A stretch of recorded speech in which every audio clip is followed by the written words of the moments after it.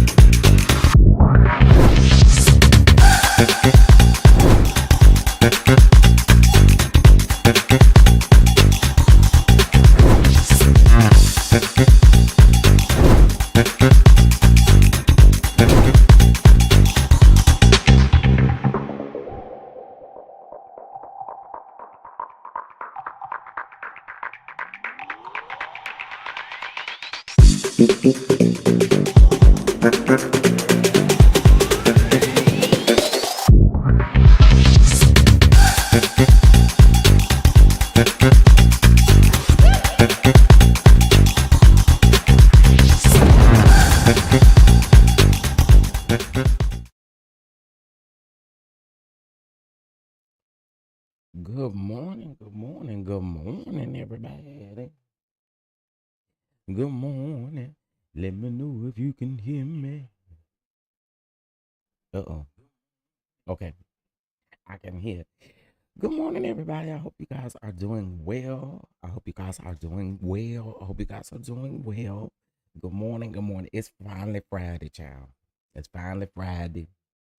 I don't know if y'all got to work the weekend, but hopefully you don't, and hopefully you can get you some rest and a break this weekend, okay? But anyway, y'all, we have a very full show today, and when I say full, I mean full. There's a lot of things that I swear when it feel like you miss one day, it feel like you miss a whole lot of stuff, don't it? Well, we're going to talk today. We're definitely going to talk today, all right? So I want to definitely give you guys my commentary on Carlie Russel. I have some commentary on Karen Huger, okay? Round the driving drunk and stuff. Yeah, we're going to talk about it, okay? I have an update on Bishop Jakes and Mannasah Jordan from Larry Reed. So we're going to talk about that. I have some Love and Marriage Huntsville updates. All right. Of course, we're going to be talking about Miss MelodyShari. And then we're also going to be talking about tomorrow's show. Y'all know tomorrow is Saturday Night Giggles. Okay. So we're going to be talking about that as well. All right. But before I get into everything, let's get the church announcements out of the way. And then I'm going to speak to y'all and then we're going to get started. Okay. All right. Women's History Month. All right. It is Women's History Month. So we are celebrating women here on the platform in honor of Women's History Month. Okay. So with that being said, Lori, I think you might want to turn up your phone, honey, or whatever you're listening to me on. Is anyone else having a hard time hearing me? Because I just checked from a different device and I don't sound low. Let me know in the comments. I just listened from my other phone and it seems normal. You may want to turn your device up, honey. Let me just double check. Okay, that may be a little bit better. That may be a little bit better. It sounds good. Sounds good. Hey, Trending baby, how you? Trending says it sounds okay. Everybody says good. Okay, yeah, baby, turn your phone up a little bit. Okay, so today we are going to be uh uh uh we're gonna be honoring Miss Debbie Allen. All right, Miss Debbie Allen, a black actress, dancer, choreographer, singer, director, and producer. And one thing I will say is I actually know someone who has worked with Miss Debbie Allen. Okay. Yes, I know someone who worked on set with Miss Debbie Allen. And I also know someone who did Miss Debbie Allen's fashions for an event. You know what I'm saying? So shout out to Mia for giving a suggestion. Listen, I'll take the suggestions too, y'all. If y'all want me to honor someone specific, um, listen, just give me suggestions. I don't mind. I don't mind. So shout out to Miss Debbie Allen, and she has done some great work out here. And it's been good. It's been good. So shout out to Miss Debbie Allen. I don't know what y'all hearing. Give me suggestions. But the audio should be fixed, honey. It should be fixed. Okay. And y'all show Miss Debbie Allen some love. And listen, I know I've gotten a little bit behind as far as like getting these out on the day that they're supposed to be out. But I'm doing 2 a day, so we'll get them out. Okay. We'll make sure we get them out. Y'all head over to our community wall and hit that like button on these posts. Okay. All right. Yes, a legend, Miss Oprah, a legend indeed. Saturday Night Giggles, honey. Yes, indeed. Saturday Night Giggles. All right, we back to you with another episode tomorrow night, 9:45 Eastern Time, 8:45 Central Time, here only on YouTube. All right, and we have a special guest trending at some point. Baby will be in the house, and baby, we're gonna kiki. We're gonna have us a good time around there. So y'all make sure that y'all are back in the building. The link should be available today because I do know that trending goes live for lunch, so I'm gonna have it available before lunch. We can start sharing and rotating it everywhere. Okay. Um, we're gonna have us a good show. We're gonna have us a good show. And the good thing about it is the show gonna be very authentic. So y'all come on in, tune in, and have a good time with us. Okay, have a good time with us. All right. All right. And then last but not least, you guys do know, of course, we are still doing our crowdfund giveaway. Shout out to the people um who understand, honey, that this production game ain't no joke. It ain't no joke. And I really want to say thank you to those of you who have really been a major help. And for those of you who cannot give financially, thank you so much for just being here, supporting, hitting that like button. It means a lot. It means a lot. So I'm so here for it. So I want to say thank you guys so much. Now we do have our giveaway slash raffle for the month of March. Okay. And you have the opportunity to win a virtual Walmart gift card. Now that is with donations of $25 or more. You can use the crowdfund link, which is in the chat, or you can use Cash App or Venmo or crowdfund in the memo line. Okay. And of course, multiple donations equal multiple entries. All right. All right, now. Well, let's get to it, baby. Let's get to it. Let me speak to y'all, child. Let me speak to y'all. I feel like when you miss one day, I feel like I missed y'all for a week. Yeah. All right, let's get into it. What's going on, Miss Mia? Shout out to Mia and the mods in the chat for the links. I do appreciate you. Simply Elegant One is in the building. Okay, what's going on, Simply Elegant One? What's going on, Amber? Bama Girl, what's going on? Good morning. McGeechee, good morning. Purple Queen, good morning. Dee Dee, good morning. Lori, good morning. Lovely 31 Blueprint, good morning. Megan, good morning. Lady B, good morning. Shay W, good morning. Cody Cole, good morning. Let's see, Denise, good morning. Trending at some point, good morning. Let's see, Miss Denise, good morning. Yes. Yeah, I gotta say good morning. You know, you gotta put some little stank on it. Good morning. Okay. All right. Okay, let's see. What up though, Clyde? What's going on, my brother? Hey, Valencia. What's going on? Oprah, what's going on? What up though, my brother Harold? What's going on? Oh, trending. We're gonna have us a time. Oh, we're gonna have us a time. We're gonna have a time. We're gonna have a time. What's going on, Shar? What's going on? Catherine, what's going on? Let's see. Jamie, what's going on? Swat Talk with Louisiana chick, what's going on, baby? Uh, okay, I think I spoke to everybody so far. Creole girl, good morning. Good morning, good morning. Okay, I think I spoke to everybody. I think I did. If I didn't, don't charge it to my heart, honey. Just charge it to the gag. It's Friday, okay? Don't charge it to the heart. All right. Okay, like y'all listen. So we got a lot to talk about because it seemed like yesterday, a whole lot went on. A whole lot went on yesterday. I was trying to set up my stuff, my camera stuff, and things over here. Speaking of setting up cameras and things, I need y'all to, go over to Instagram, follow TCDD Productions on Instagram, and I need y'all to follow the other YouTube page, okay? For sure. I need y'all to do me that favor, okay? All right. So a lot went on, honey. A lot has went on. I think I want to start with Miss Karen Huger is who I want to start with this morning. So you guys do know that over the last few days, it has been reported by TMZ, several other outlets, well, it was originally reported by TMZ, that the Grand Dame was around there in an accident. But the Grand Dame has gotten a DUI charge and a DWI charge based off of the fact that she said she went to go eat with a girlfriend, and the girl and they talked about some hard things, and they ended up talking about her late mother.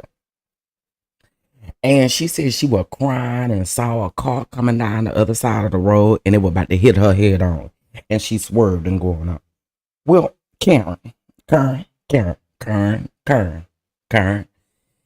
love you. I'm going in on you, Karen. I am. I'm going in on you, Karen. And here's why I'm going in on you, Karen.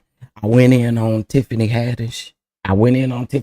So I got to give you the same smoke. Cause even though I like you, I got to give you the same kind of smoke. Hold on, let me put this on the screen. And I know several people have talked about this already. But I got my commentary on it. Okay. And again, I love me some Karen. Okay, I do. But Karen,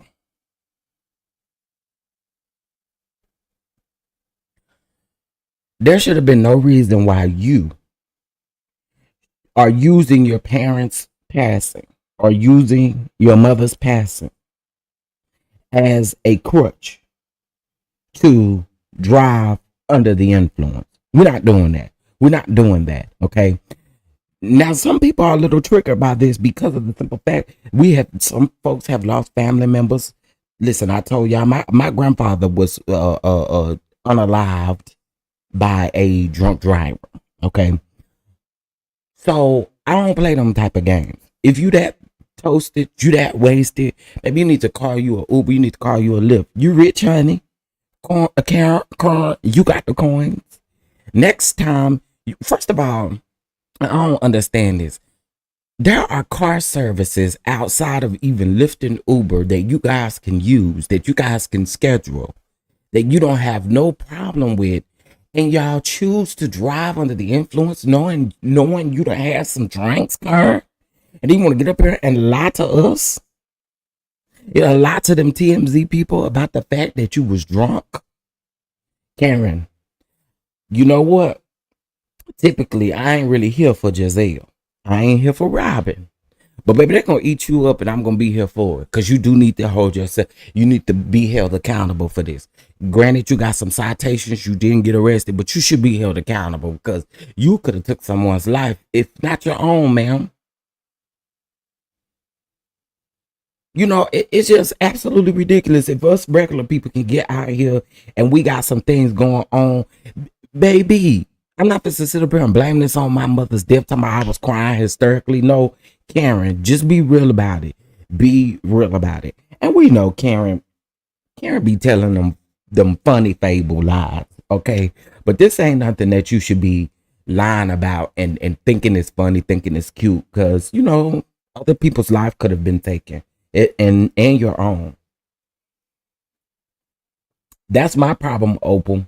That's my problem. She didn't own it. You own it, ma'am. At this point, own it, cause it's gonna look better if you own it versus them coming at you. Your co-stars coming at you, cause they finna get ready to start filming the next season, honey. You know this is going to be the topic of discussion all season long. Oh, she did get arrested, but was let go. So it just doesn't make any sense, Karen.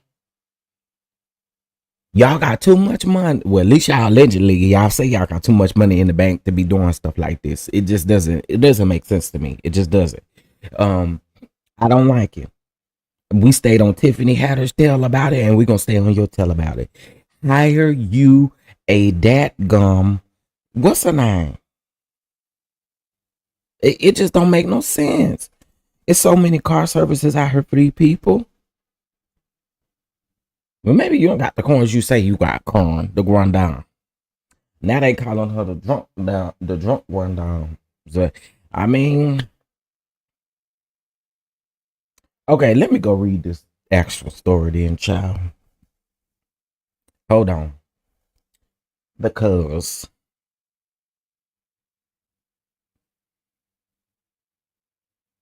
hold up. Y'all hit that like button on this video, please. Please hit that like button. Okay.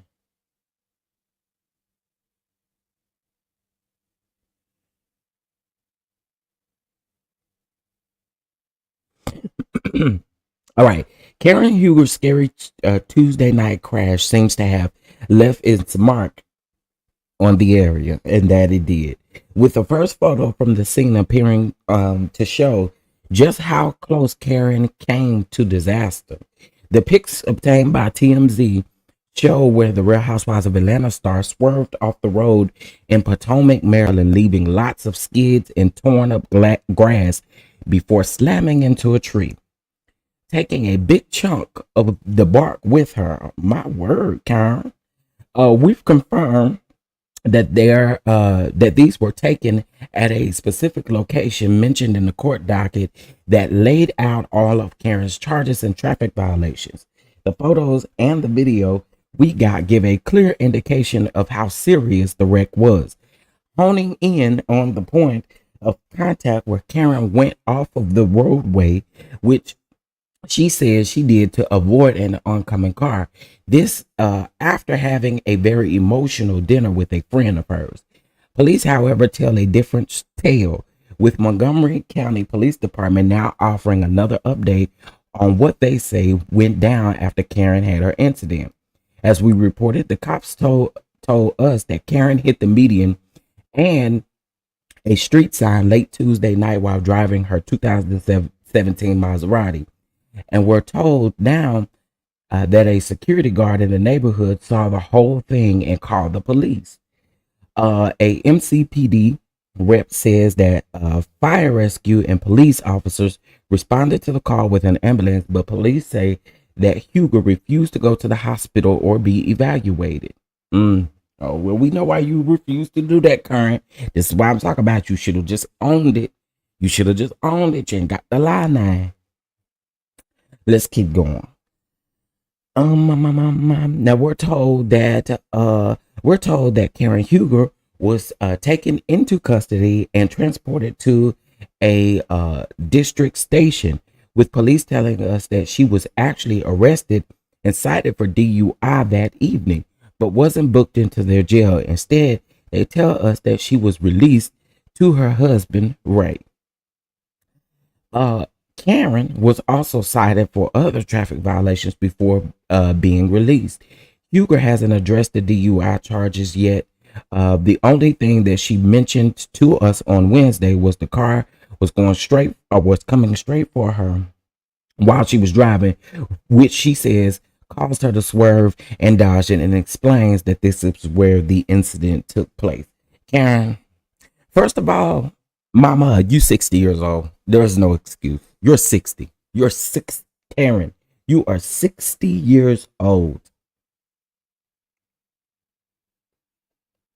Not 16, not 26. Not 36, not 46, not even 56. You are 60 years old. There's no excuse for this. None. Just none. Absolutely none. There's no excuse.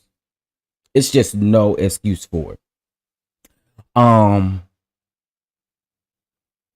it I don't know. I hate to go this far, but it's almost giving me a sense of entitlement. Um, it- it's giving a little bit of a sense of entitlement, Karen. It is. It really is. It really is. And I think again, at your big grown age, there should never be an excuse of, oh, I was crying about my mom, I was crying about my daddy, I was crying about everybody, and this is what happened. No, no, no, no, no, no, no, no.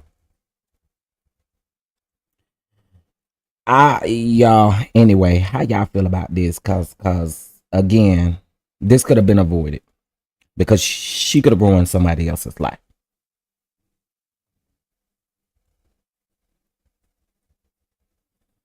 Okay. All right. Uh-oh. Okay, I thought I was doing something over here. Oh, I never knew what that meant. Okay. All right. Y'all please hit that like button on this video in case if y'all forget. Um, yeah, I think everybody, hey Natty, hey Caramel, hey girl, what's the tea? Good morning, y'all. I think everybody knew she was drunk. Everybody knew she was drunk. But let me tell y'all who I still don't want to hear from, even if she was drunk. I don't care nothing about what Cha Cha got to say. And also, too, while we on the subject of Cha Cha, Cha Cha, keep that doggone podcast. I'm not going to sit up and listen to you. What do you have to talk about, ma'am? Don't nobody want to hear what she got to say. Yeah, casino rules. It's no excuse. It's no excuse. And also, too, they have access literally to. Okay, y'all know. I can use him as an example. Okay, y'all know. Sanya Richards Ross.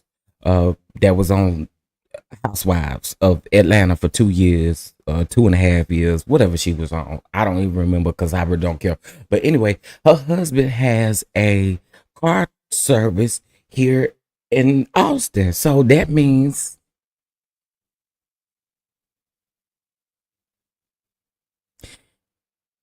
there's one of those everywhere, everywhere, everywhere. I'm just using it as an example. They literally have car services outside of Uber and Lyft. In case if you don't feel like calling no Uber or Lyft, you know you're going to meet with a girlfriend, you know you're going to get drunk, you know y'all going to have drinks, then you should be responsible enough to hit them up on that car services and be like, girl, come pick me up around such and such time because I'm gonna be toasted. You know, it's real simple. It's just real simple. It's actually disappointing again because you 60. You 60. So, you know, anywho. But these are some of the pictures where you can see what happened with Karen. But it just ain't no excuse. It just ain't no excuse for it. And again, I think if Karen owned it, accepted it, took full responsibility, at this point, girl, your what's the names is public record. So you can't lie about this. There's no need to lie. It's no need to lie. Oh, Karen, it's no need to lie. It's no need to lie. Oh, it's no need to lie. It's no need to lie. Karen, it's no need to lie. Oh, it's no need to lie. Oh, it's no need to lie. It's no need to lie. It's no need to lie. Okay, y'all know I'm a creator, so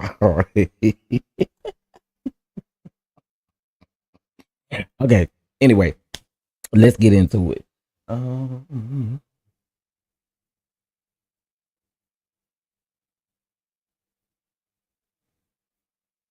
Thank you. It's no need to lie. It's no need to lie. It's no need to lie. I'm gonna have y'all singing that at y'all job today. Y'all can walk up to y'all boss talking about, it's no need to lie. It's no need to lie. That's good. That's good, ain't it? Ain't it good? Karen was Karen Mariel. Karen was on that fireball. You know that's Karen's favorite, that fireball. Karen be toasted off that fireball. That when she told him all her business when she was drunk out that fireball.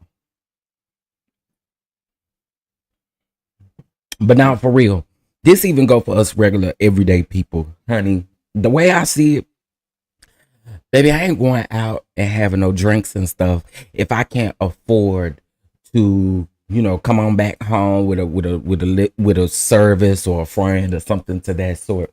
So again, y'all just be careful, cause it's crazy. Yeah, that what can't Karen like that fireball.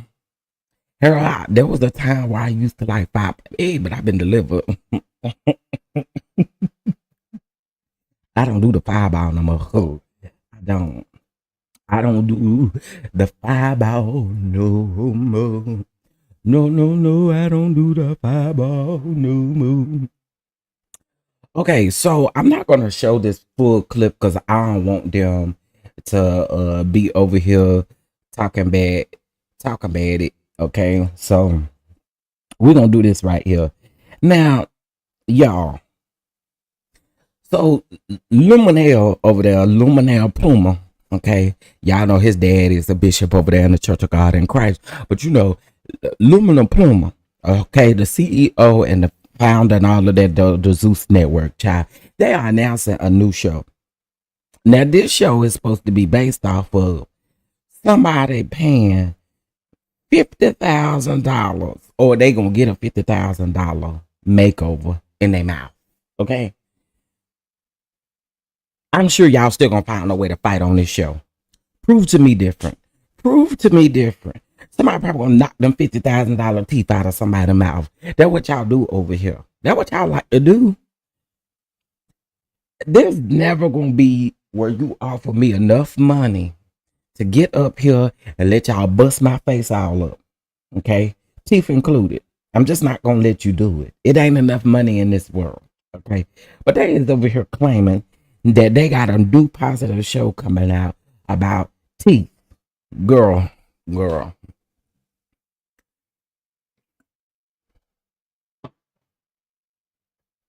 Girl, girl, what's huge about this?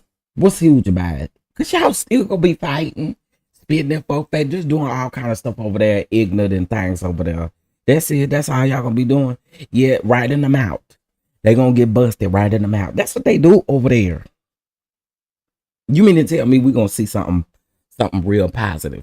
This gonna be one of them baddies that's gonna go over there, get their teeth did and stuff like that, and then they're gonna come on here, and then they're gonna get the fighting and arguing and going back and forth, and the teeth gonna get busted out their mouth. I just feel it. I mean, this is a joke, but I mean, go ahead, Luminell. Go right on ahead, Luminell. I guess the people will get into that. He can get the bishop. Now, Tracy, the bishop should actually get in contact with Luminell over there. Luminell might really, Luminell, Bishop, if you listening, I should have put you on the thumbnail because I did have somebody come in my comments yesterday and say that I was obsessed with you. Well, you call it what you want to. I'm gonna keep on talking about him. Y'all reads be so lazy and late. But anyway, Bishop, listen, I got a show idea because I don't want you around here at TCDD Productions. You got to go over there to Zeus. But I got an idea for you and Luminell. I do. How about you come up with a different show called 120 Days Before the Lockup? Okay. And the 120 days before the lockup, you talk about everybody being the reason why you was found guilty. You talk about everybody. You talk about all the YouTubers. You talk about Belmonte. You talk about your mama. You talk about your granny. You talk about you talk about everybody but the man that you think is your daddy that is not your daddy. Okay. I think it's a good idea over there. Okay. Go over there. And I really honestly think that would be a good show. 120 days before the lockup. I just gave you a wonderful show idea. A wonderful show idea. Go over there, and I'm pretty sure if you pitch it to the Zeus, to the Luminale, he'll get your show up and running on the ground. Okay? I think that it is a perfect idea over there. 120 days before the lockup. Now, don't ask me where I got 120 days from, because I don't know. I call him Luminale, but his name is I don't know what his name is, but I call him Luminale. Amber, you should know that by now. You've been with me for quite some time. You should know I call that man Luminale. Is he trying to box people? Yeah, well, okay, that's another good show idea. That's another good show idea, because you can also that's another good show idea. Tracy, since he want to box everybody, he want to box Kirk, he want to box DL Hugh, he want to box T.I., he want to box Charleston White, he want to box all these people, Mark Lamont Hill, he want to box everybody. That would be great. Bishop's boxing matches. Bishop's beefs. You can call it whatever you want to. Bishop's beefs. But Bishop, I think some of them, I got my money on Kirk. I ain't gonna hold you. I got my money on Kirk. I got my money on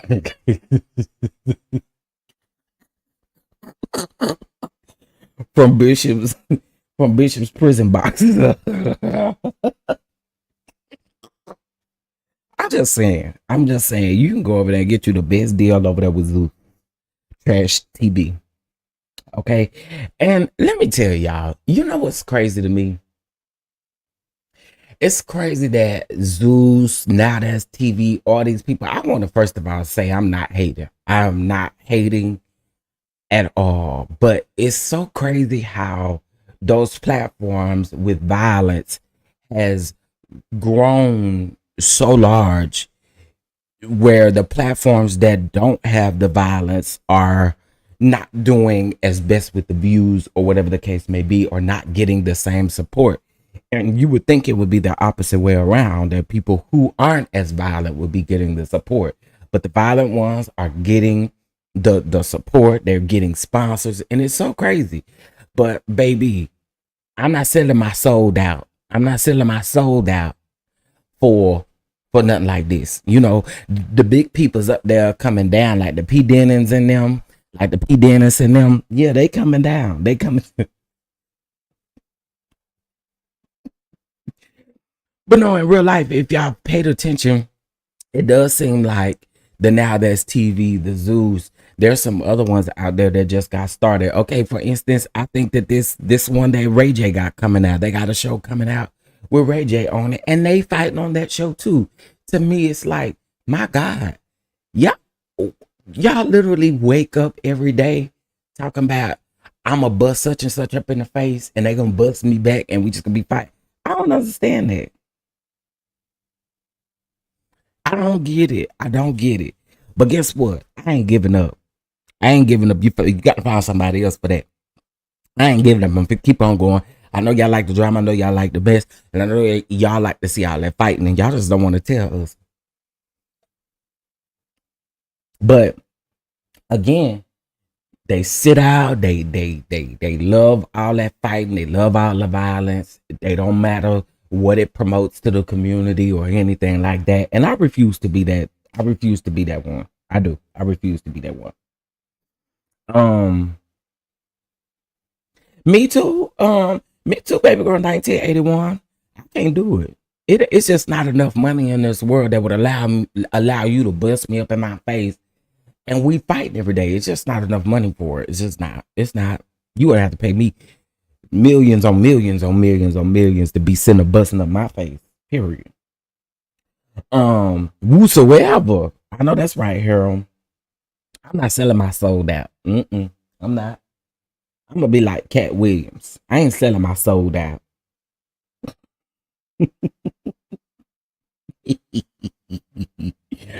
Okay. All right, so let's get into our next topic, which is going to be this Monica and Ray J situation. And I'm a little different from a whole lot of people's opinion. Okay, we know Ray J and we know what type of dude Ray J is, right? But yo, I'm gonna be honest. I'm gonna be honest. While I understand that there are people who disrespect Monica, and different stuff like that, I never took the tour. Him talking about Ray J talking about the tour was going to be like. I thought he was just putting the idea out there. He just throwing the idea out there in case if it happened. You know, you got folks that's gonna sponsor it, whatever the case may be. Folks gonna sponsor that automatically, right? You don't even got to really say a whole lot. People gonna sponsor that automatically. Um, I really, I sorry y'all, but I don't see the major disrespect that they're saying that Monica received from him. Even listening to the Breakfast Club interview, okay, we had the conversation about who's to headline or who's to open up the show or who's to do this and who's to do that. And in my opinion, Brandy is this man's sister, so of course he's going to, okay, Brandy should open up. I feel like that was kind of natural. I don't feel like he went into that purposely disrespecting Monica. I don't believe that. And that's just my thing. That's just me. Um this is just me. This is just my opinion, y'all. This is just my opinion. What's the backstory? Okay, so a couple days ago, I had talked to y'all about, I could actually put it on the screen. Hold on. So I saw this. This was the first thing that I saw. And this is why I even told somebody, I said I called cap on Monica, because Monica, it's not like this man had been talking about something that you didn't know about. And it was never set in stone to send no contract, mamas. Like, let's be for real. And again, this is just my opinion. So Ray J says this in Monica's comments. And Monica saw it because after Ray J said it, there were comments after that she literally read. Like, so she saw it. So it says, uh Brandy Monica tour, please let's make history. One run for the fans, 100 mil plus for the both of you. Again, I felt like Ray J was just putting this, like, we all knew it wasn't set in stone. Like, we knew that. So to me, I'm trying to figure out where the extensive disrespect came from. It had to be something that we didn't see, because even his Breakfast Club interview, y'all, and I ain't fit to play it because the Breakfast Club, I already snatched one of my videos down. But um he was on the Breakfast Club and he said, oh well, I think Charlamagne had asked who should headline and or who should open up or whatever the case may be. Now, some people threw out some good ideas that each one of them should like open up in different cities, like one week or one city, one but Monica open up, one city, Brandy open up. I think would be dope, right? I would think that's how, out of fairness, because I do think that they're both legends, they're both great, and I do think that is going to be hard to determine, or find somebody else to open up for them to make it fair. You see what I'm saying? But to me, again, I do not feel like Ray J was being super disrespectful in a way in which he had to get called out the way that he did. It didn't seem like that to me. And unless I'm missing something, it still don't seem like that to me. You see what I'm saying? Like, Monica, I call capsus because you saw this stuff and you knew that this was a talk. You knew nothing was solidified. You knew nothing was solid. You knew that. You knew that. You knew that. So again, to me, it was just, I was like, where is this energy coming from? Because again, it didn't seem disrespectful to me. And there have been times where people have disrespected Monica. Okay. There have been times. But I don't see this as a disrespectful thing. And Ray J is a businessman. Not only is he a businessman, and please understand, I don't agree with all his business moves, but also too, Brandy is this man's sister. So quite naturally, if you're gonna ask me who's going to headline or who's going to be first, well, baby, Brandy is my sister. I'm gonna say my sister first. Again, I didn't see any disrespect there at all. I just didn't see it.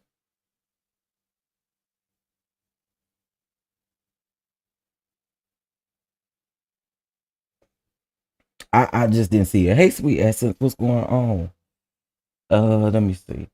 Is this why everybody is upset? What's wrong with what he said? It seems like mere suggestion. Literally, Harold, to me, that's literally what it was. It was a mere suggestion. And again, she knew, she knew. Maybe it's the question she's getting from people asking about it. Yeah, but don't. So I can agree with that, right? It could be the questions, but that's not Ray J's fault. So to kind of come out and make it seem like he's disrespecting you, it's not the case. People are going to talk surrounding his idea. It's quite natural. I mean, we're talking about Monica and Brandy, who has been like, come on now. It wasn't disrespectful. It just wasn't, in my opinion. It just wasn't. I again feel like Monica, I gotta call cap on Monica. And I even said this to I think I said this to Tracy. I said I call cap. I call cap. I just do. I call cap. I call cap. Scotty in here. Let's see what Scotty has to say. Nah, he's asking for Brandy and Monica tour, but yet asked her to open like Monica is beneath her. I didn't see it like that. I just didn't. I didn't. But let me see. Her main issue was literally the first line of her statement to him. People took what he said and was contacting her people about tour possibilities. My thing is, the man never said that anything was set in stone. So quite naturally, if nothing is set in stone, contracts ain't going out. I just don't see it being. I do. I gotta call cap on this. I do. I do. I gotta call cap on this one. Um, to me, I don't think it was that big of a deal listening to everybody. Now listen again, not taking the fact away that Monica may have felt disrespected, but she may have. But to me, it didn't seem like that at all, based off of what he was saying. Um, and people stay disrespecting Monica and what she's done. It's SWV and Escape all over again. Is it really? Maybe it's some stuff going on I ain't saw. And I do know people do disrespect Monica, and people don't give Monica the credit that she absolutely deserves. But I don't know. Maybe something going on outside of this situation I don't really know about. But it just seemed a little strange to me. I think Ray J was trying to get Monica on board with a tour. I think so too. Again, I just thought it was mere like conversation suggestions. Brandy is my sister. I mean, quite naturally, that's just how I'm gonna operate, kind of how I'm gonna side with it. That's just what I got from it. Uh, but sure, neither should open for the other. I agree with that. That's why I say y'all. Why couldn't y'all find somebody else to just like open up the show? Y'all can figure out what this is. But then Ray J did say somebody still got to go first, which is true. Somebody still has to go first. I mean, you gonna bring them out on the stage together? I mean, that is true. Somebody has to be first. So, child, I don't know. I just didn't see the disrespect from it. I don't really think it's that deep as people are making it.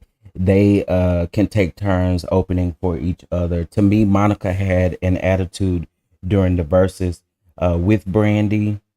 Um, let's see. He could have just asked for a turn, not say Monica should open because somebody has to. Like it's kind of shady. Monica nor Brandy should open. They should co-headline and get Ari or Moody. I can agree with that. I agree with that. I agree with that. I just didn't feel like that was the most disrespectful thing, though. I just didn't. I don't know, but I agree with that. I do think someone else should open up, and actually, I think Ari or Mooney that would be a great little opener. And I don't mean opener. I ain't trying to shade them. I'm not shade them, but I think that would be good. I do agree. You asked me yet you are already saying your sister headline. On the other hand, he's a people pleaser, so of course he'd say his sis. Um, mm, you saying your sis make you a people pleaser? I don't know. I don't know. I don't know. I don't know. I don't think they kind of make you the people pleaser. That is your sis though. You got your Monica cape on this morning. Keep it on. Keep it on, Scotty. Keep it on. No, I'm just playing. Keep it on. The question is, in my opinion, was a setup for controversy. Okay, I can agree with the co-headlining. What could who could open up for them? Yeah, that I really agree with I do agree with Scotty with the Ari and Mooney Long, like Mooney Long or someone to that effect. I'm here for that. I will be here for that. That's a good one. That's a good one.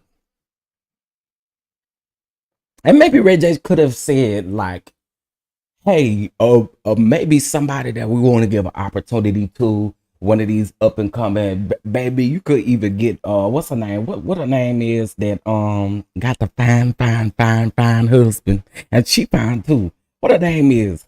Start with a V. Somebody help me, Lord Jesus. Uh, somebody help me. What is her name? And start with a V. Uh, gosh darn it, she just won some Grammys and stuff too. There we go. Yes, Victoria Monet. Thank you. Her too. So yeah, I think if he would have said maybe somebody, I don't know. I just feel like it wasn't all that. Like, you know, this was the issue the last time they wanted them touring together who headlines. And that's gonna always I think that's always gonna be an issue. You know, like Scotty said, it's like SWV and Escape all over again. Who gonna headline? Who gonna do this? Who gonna do that? Who gonna do this? Who gonna do that? So yeah. Um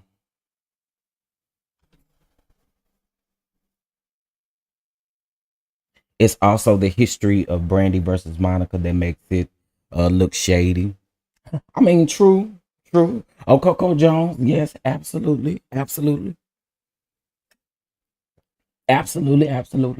So yeah, great conversation amongst us. I love it. I love it. I told y'all difference of opinions respectfully, and I'm here for it. I'm here for it. I can agree with some of this stuff. I'm kind of salty we not getting a season 2 of SWV and Escape though.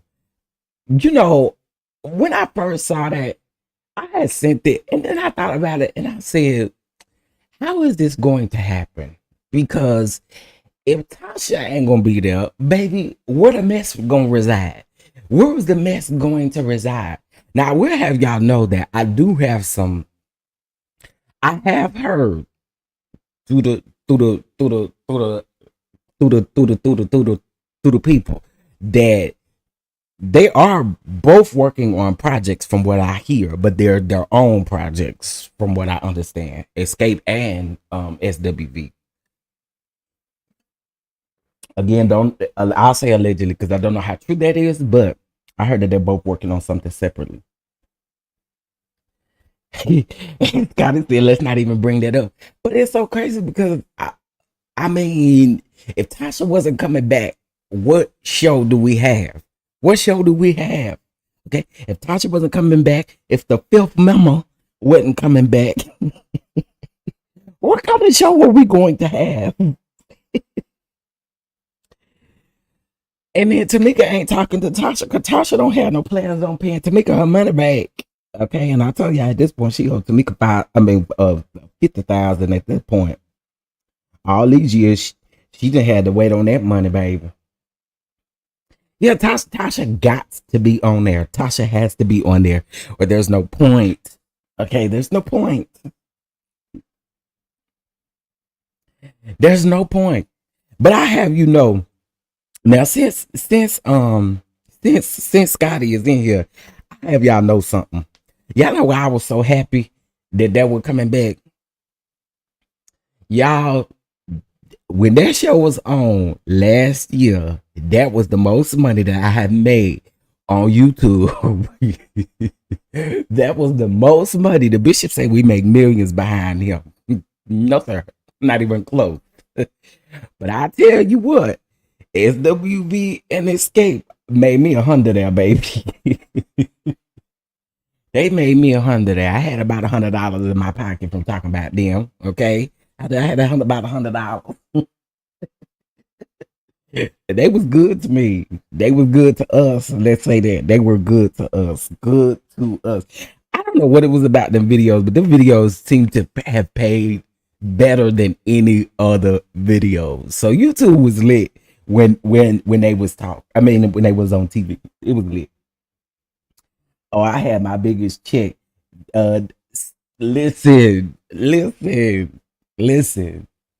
That was the best. So I was hoping that they were gonna come back, but I was thinking in my mind like, girl, if Tasha ain't coming back, they ain't doing nothing. But somebody said Tasha said she went live on Instagram talk about. I ain't found this, so I'm gonna say allegedly. Talking about that she was gonna make amends with all the people she got issues with, but that would need to start with your sister, and it would start by simply all you have to do is pay her $50,000 and tell her you sorry and move on with your life. Okay, that's it. That's it. Sonya be getting into raised but protecting the family, so that's what I mean by people pleaser. Got you. You know, I love it when y'all can elaborate. They gave something to talk about, and y'all was on Twitter acting out. Y'all, all of y'all, we was. Where's Tamika's money? Okay, and at this point, we're not talking about 30,000. We talking about 50,000. Actually, we talking about 60. Okay, we talking about 60,000 because we got to talk about all the pain and suffering. Okay, we got to talk about that because we ain't forgot that Rocky stole that tape allegedly. Okay, we ain't forgot. We just have not forgot, and we ain't forgot that you tried to use that tape against Tamika. We ain't forgot. We have not forgot. We have not forgot, baby. We have not forgot. Baby, Tamika had came down here in that purple chair and told us, okay? Tamika came down here to set the record straight, okay? Yes, I had a sex tape and it was in my sister's safe. And somebody like that, yeah, we remember, we have forgot. We have not forgot. Them girls don't want Rocky around. I don't blame them though. Are they even still together? Who? Escape. Yeah, Escape been doing shows and stuff. Escape been doing shows and stuff. But I told y'all there's a reason why we ain't seen them like that. One day y'all gonna listen to me. I don't know if it's gonna be today. Don't know if it's gonna be tomorrow. But one day y'all gonna listen to me. Okay, let's move on, child. Let's move on. Let us move on. Who gonna tell Jahim? Who is gonna tell Jahim? Who gonna tell him? Who is going to tell him? Because y'all, Not too long ago, I saw it may have been the neighborhood talk. It may have been somebody had posted him and posted a picture of him and his ceiling was missing. Then I look at this right now, baby. Stevie Wonder can't see and got more hair and a better style than Jahim. Who gonna tell Jahim to just let it go? Who gonna tell him? Who gonna tell him? Who gonna tell Jahim to let it go? Cause Stevie Wonder got more hair than he do, and who is gonna tell him to let it go? What we doing? What?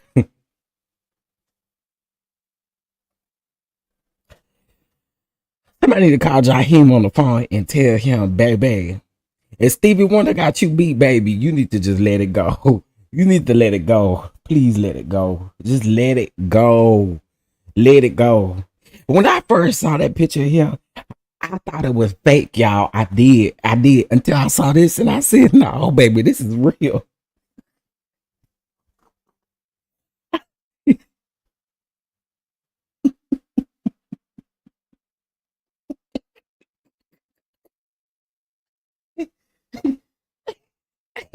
I wish I could zoom in. I probably should have took a picture, but I don't think I can zoom in on here. Let me try. Yeah, don't let me zoom in. I hate that Instagram don't let you zoom in.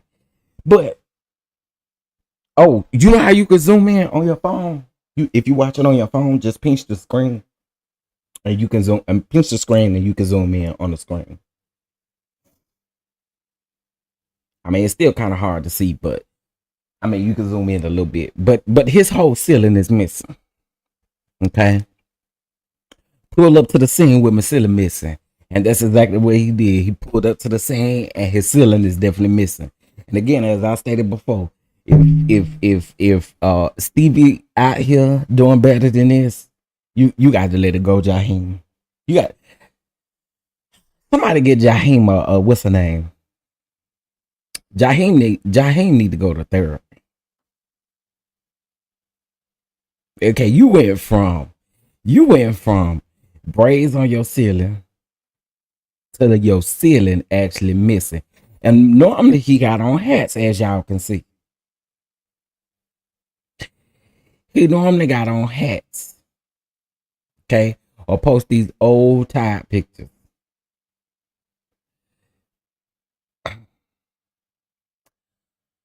Oh, somebody got to tell him. Somebody has got to tell him.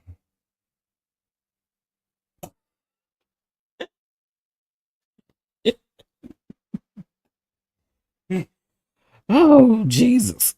Come on, 2017. He need to go back to that show, dude. I zoomed in quickly and zoomed out. Lord, I ain't checking him, boo. Let him hold on. Then he say, let him hold on. I don't know. But I feel like his friends should tell him to let it go. You must let it go. You must let it go. Anywho, moving on, child. Okay, so I wanted to talk about this blanket. You ain't got to do your grandmama like that, blanket.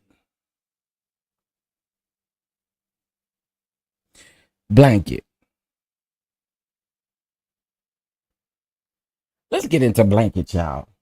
Shout out to the Jasmine brand for this. So, according to reports, Michael Jackson's youngest son, Blanket Jackson, born Prince Michael Jackson II, is taking his grandmother to court over his dad's estate. Now, the rift between the 22-year-old and Catherine Jackson centers around the legal fees that she's racking up, trying to stop the executives of the Rock With You singers estate from going through with a major business venture. As we previously reported, the deal's details have been kept under wraps. However, it's highly speculated that it has something to do with a reported $600 million agreement the estate made with Sony to sell roughly half of Michael Jackson's music catalog. Now, Initially, Blanket Jackson and his 93-year-old grandmother teamed up to legally fight this secret deal. Unfortunately for the family members, it's assumed that they lost whatever they were. Uh oh. Oh, girl. Whatever they were, wherever they were battling, as reports surfaced in February that Sony finalized the hefty music purchase. Blanket Jackson was ready to take the L and keep pushing. However, Catherine Jackson filed an appeal, which is what her grandson is taking an issue with. So, according to court documents obtained by TMZ, Blanket feels that Catherine Jackson has a slim chance, no, not slime, a slim chance of winning the appeal, and he has asked the courts to block the estate from paying for her legal fees in this case. Blanky, you wrong for doing your 93-year-old grandmama like that. You just wrong, Blanky.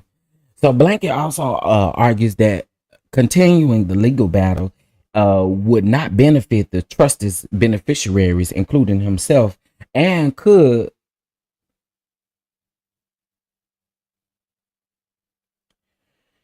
depreciate its value with expensive legal bills. Allegedly, Catherine Jackson receives a seven-figure allowance for the year from the estate, and Blanket seemingly believes that she should use her own funds to pay her attorney. Blanky, Blanky. Now you can help take care of your grandmama. That's wrong, Blanky. She's 93. Poor lady. Poor Catherine. Catherine just trying to do whatever is necessary to protect Michael's things. And here you go over here. You don't want to help her pay her legal fees. Blanky. What you got to say about Blanky? Do y'all think Blanky is wrong for this? Do y'all think Blanky is wrong? Yeah, she does look good for 93. She does. She does. Do y'all think Blanky is wrong for this? He want her to spend. He don't want her to spend all of his money. Why do I keep calling him Blanky? I don't know.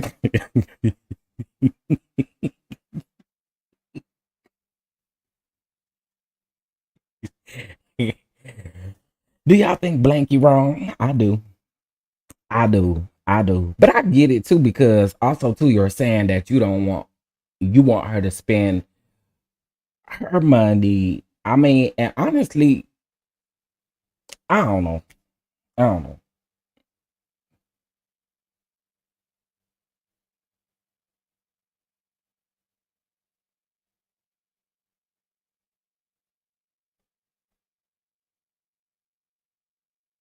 It's all Michael's money. I agree, Tracy. It's all Michael's money, and it's not like she's using it to defend herself in another case or another trial or anything else. She's using it to literally help with the fact that she filed an appeal. So Blanky is the one who was just okay with the final thing, but 93-year-old Miss Catherine is not. I'm with you. It's his money. It's helping his situation. I could see if she was in a total different situation, trying to use his money to pay. I could see that, but that's not what's happening. Poor Mama Catherine, she seems unproblematic and has always been there for the kids, protecting. I hope they are able to work this out. Blanky, get yourself together. And Blanky, you just 22 years old. How where have I been? I thought he was older than that. I thought Blanky was older than that. All right. First of all, I just want to say this. Y'all hit that like button, please. It's a free way of supporting the channel. And also, if you guys would like to donate, you guys do know we have our goal, and the Cash App and Venmo is on the screen. Okay. All right.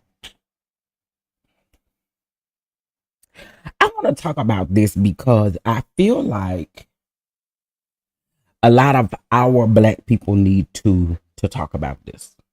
Okay.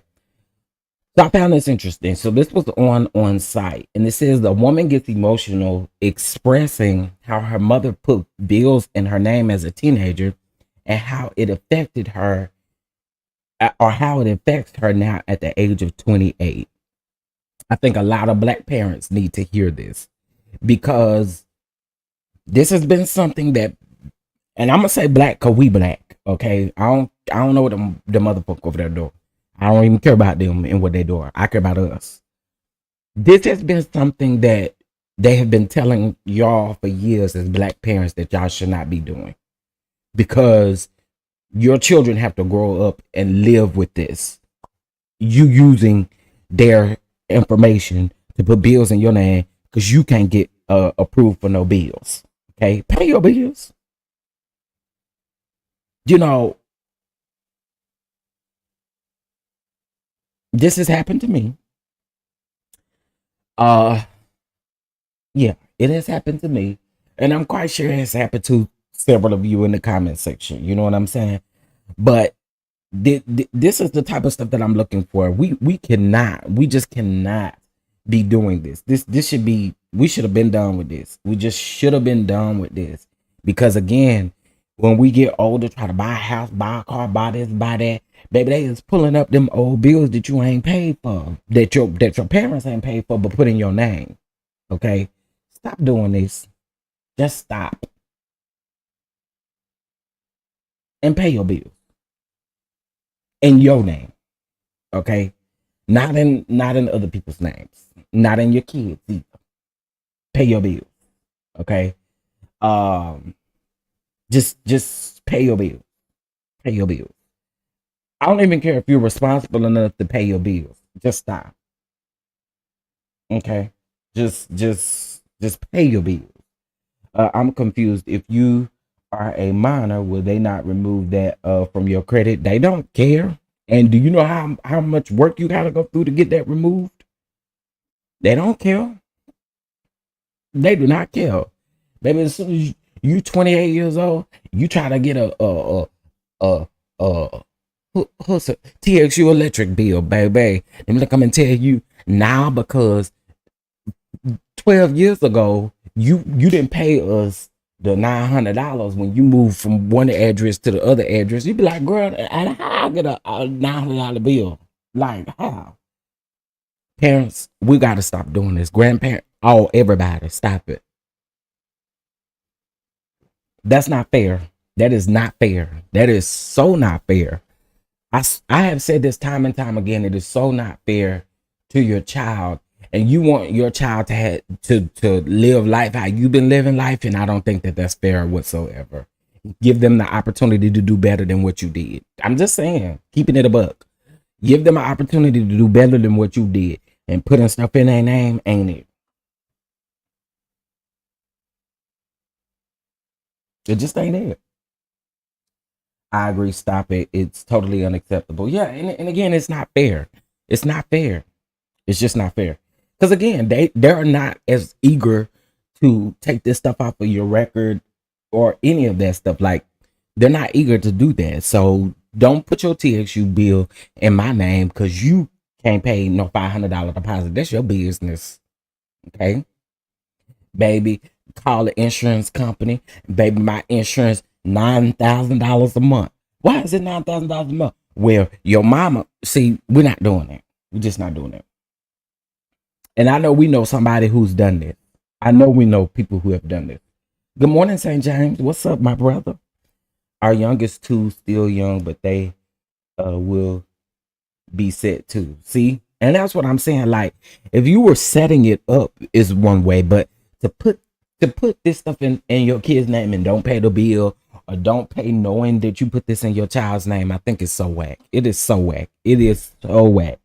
But I feel like as a whole, as black people, these conversations need to be had. I do. I believe they need to be had. Okay, so I wanted to talk about this. I saw this the other day, and it really broke my heart. To see this. So first of all, beautiful. I did look up her YouTube channel and stuff. She's a beautiful girl. So let's get into this. The story is a little sad, y'all. The word the word of the beauty in social media has been shattered by the world of beauty in social media has been shattered by the devastating news of Jessica Pettaway's Petway's passing. Known for her vibrant personality and beauty tutorials that captivate over 16 million viewers on YouTube, Jessica's journey took a heartbreaking turn when she was diagnosed with stage 3 cervical cancer. The misdiagnosis that initially labeled her condition as fibroids, a common uterine growth, led to be a delayed and ultimately fatal realization of the true nature of her illness. Despite her courageous battle, that unwaveringly spirit, Jessica's life was tragically cut short. The married mom of two. Uh-oh. Hold on, y'all. Sorry. Okay, there we go. The married mom of two sadly died on Wednesday last week. Her sister, Rainey, confirmed in a now private Instagram post shared by E Online. It's my birthday today, and the only thing that I could ever wish for was for God to bring you back on this earth. That's what her sister wrote on Friday with a photo of her and Jessica. I lost my beautiful big sister 2 days ago, and my heart has never felt the pain again. So I want to get into this. Listen, I'm far from a woman, y'all. I'm so far from a woman, but it is so important that we. I say this all the time, and I don't know if she did this, and I'm not. I want to approach this right, but I always tell y'all, and I've said this time and time again: get more than one opinion. Like, it is so important that you get more than one opinion, because there is a such thing as mixed diagnosis. There is. The doctors are doing it every day. Doctors are literally doing it every day. So it's very important that you get you a second and sometimes third opinion on what you may have going on. So for them to say that she had fibroids and just wrap it up in fibroids, and she was actually dealing with cervical cancer, that is man, that is horrible. That is horrible. So I do say, y'all, please, please, please don't just settle with one with one observation on your body. Please, please, please make sure that you definitely go get more than one opinion. And I always say, and it's probably gonna cost you some money, but I always say at least try to get you three, because it happens. The misdiagnosis happens, and this is sad. This is really sad. 36 years old. That's young, y'all. She was beautiful too. Like, I and her children. She leaves her children behind. So this is really sad. This is heartbreaking. And again, I think it's super, super important that we get multiple opinions on anything that we feel like may be going on with us. Okay. And then also too, y'all make sure y'all going to the doctor, period. You know what I'm saying? Go to the doctor. Okay. Go to the doctor. Get checked out. Because you never know. You never know. It may start off being something very small and end up, being something else. So please, please, please make sure you check it out. Beautiful girl. She was so beautiful. My God. I mean, look at her. Beautiful, beautiful, beautiful, beautiful. And this is her family. So that it definitely makes me sad to see this and hear this. So beautiful young lady, beautiful family, and she leaves her family behind. So let's send a prayer up for her family as they deal with this loss. Okay. All right. Man, that makes me sad. It really does. It makes me sad. She's beautiful. She's so beautiful. Okay. Child, now I think that this is crazy. So they're saying that the YSL trial may go until 2027. Girl,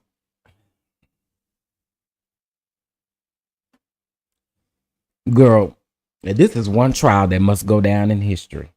And look at them back there trying to make sure they get a picture of a young thugger. Look at them. Y'all ain't slick. We see that hand. We see you trying to be slick, trying to get a picture of him without him looking. We see you. We see you. You is not slick though. That is crazy. The trial is crazy. The trial is crazy. Okay, another sad story. So I didn't talk about this, but uh the twin sisters, there was one that was stabbed and also, unalived. And I'm not gonna play the mother because child, I could send y'all into a frenzy. I'm not about to do that. But okay, so they denied some advances from some strangers, from some men, right? And I actually seen one of the suspects on Storm Monroe's page. Shout out to Storm. What was on? I'm sorry, it was on Chronicle Speaks page, and Storm shared it. But they put out some stuff in regards to this. And listen,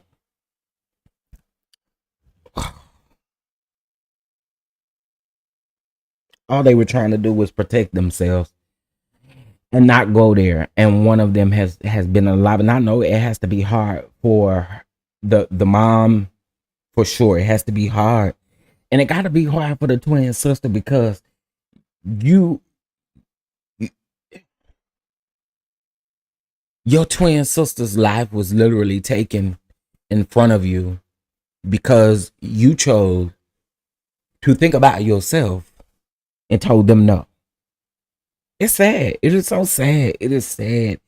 The mother has finally spoke out, and again, it's sad. I'm not gonna play it, but um, this just it we just live in a sad world for real, y'all. We really do. This is why I continue to say there's so much going on in just in 2024 period that all this other knick-knack paddywhack stuff ain't nobody concerned about that. Folks is really trying to make sure that they good when they go up out the house. And honey, you gotta make sure you good up in your house too. Like it's just getting crazy out here, and it's just sad. It's sad. So I pray for her mom. I pray for her sister. I pray for anybody, to lose your life over the fact that you're trying to protect yourself and you don't want to give like it. That is crazy. It is sickening. It's sickening. It is definitely sickening.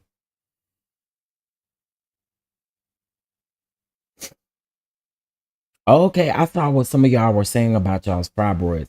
And again, I'm not a woman, so I don't really know those things like that. I just always have the same message for everybody. Like, just go get checked. Please just go get checked. Please, please, please. All right, let's get into Carlie Russell, child. Girl, what y'all think about Carlie Russell sentencing? She got 1 year, 12 months probation, child. Um, 100 hours of community service, and she would have to pay 18K in restitution. Now, the reason why the judge did not give her um any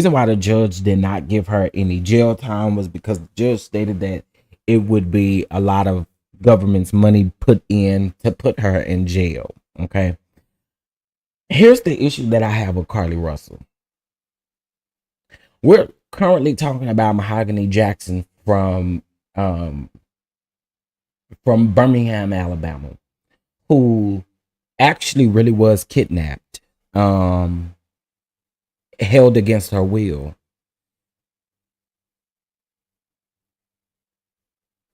And you thought this was a game. I don't see it for Carlie Russell. I just do not. I do not. I do not. I do not. Now, people are saying that, we should be a little light on her because we don't know what she was going through. We don't know what she was going through. Can I be honest? Can I be honest? I don't care. It's the extent of what she did. It's the extent of what she did. Like, we actually have people out here who are literally getting kidnapped and unalived and ex trafficking, and all of this other stuff is real. It's real life. It's like real life. And you decided to play with people's time. You decided to play.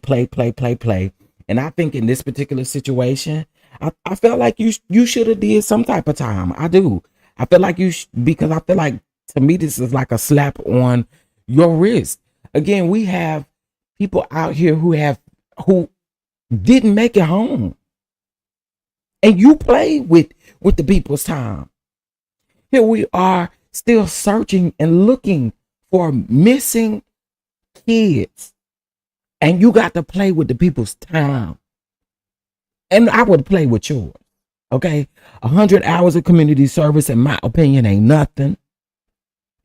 Playing with me, you would have way more than that. I would match it up with your 12 months probation. You fit to do 365 days of community hours of community service. 500 hours. Like, to me, again, this is whack and weird, because there are truly people who have lost their lives. I mean, it's ridiculous. I bring up Mahogany Jackson because Mahogany Jackson literally texted her mom to tell her mom that she was being kidnapped and in danger.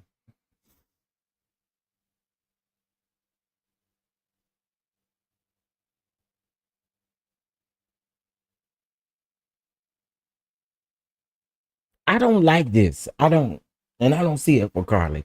Not one bit. I don't.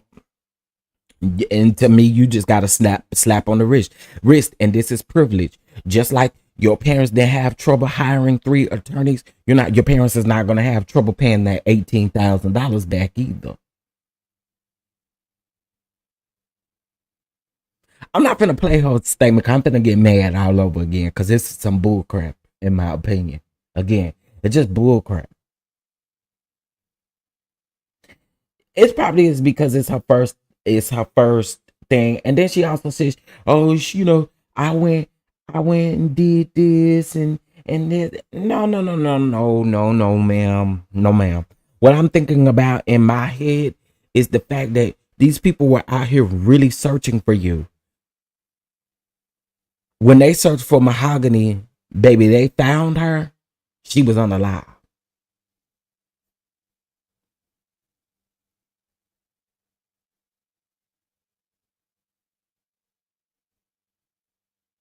You straight up lied. And what I don't want to see, and y'all should have blocked it, but what I do not want to see, I want to see no movie. I want to see you starting no movie. I don't want to see you doing none of this because I do not care. I do not care. I'm very curious as to where she was at too.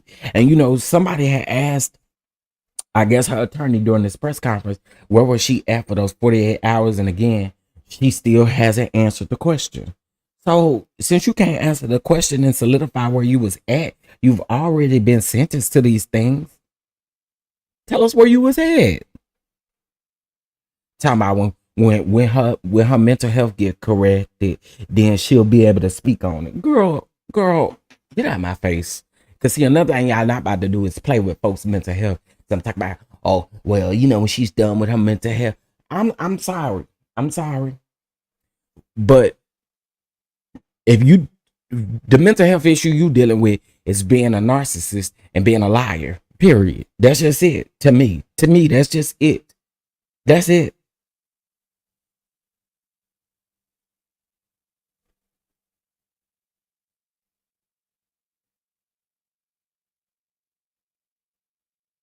Tamika Mallory, where you at, girl? Because when this thing first happened, you wanted the people to have grace on her. Why we gotta have grace on Carlie Russell when we still fighting for Breonna Taylor and all these other people who really had real life issues happen to them, and this girl got the opportunity to lie, get a slap on her wrist, and keep on going? I ain't here for it. I'm just telling y'all my take on it. I'm just not here for it. I'm not. When other people plead guilty, they have to give a full breakdown of what happened. That's why I say she got a lot of privilege around her. She got a lot of privilege around her. Is where the hell is the robe and toilet paper she stole from work? That was something. I, listen, to me, again, it's just a slap on the wrist, and it's like a slap in these people's faces. It really is. Okay, y'all, hold on for just a second. I'm for to play y'all the bishop. I will be writ back.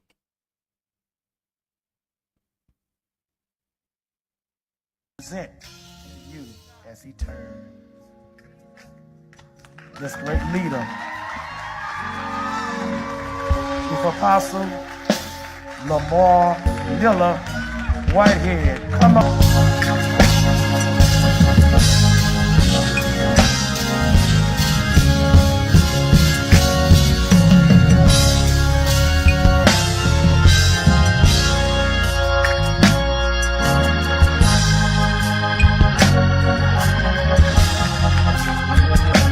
Present you as he turns.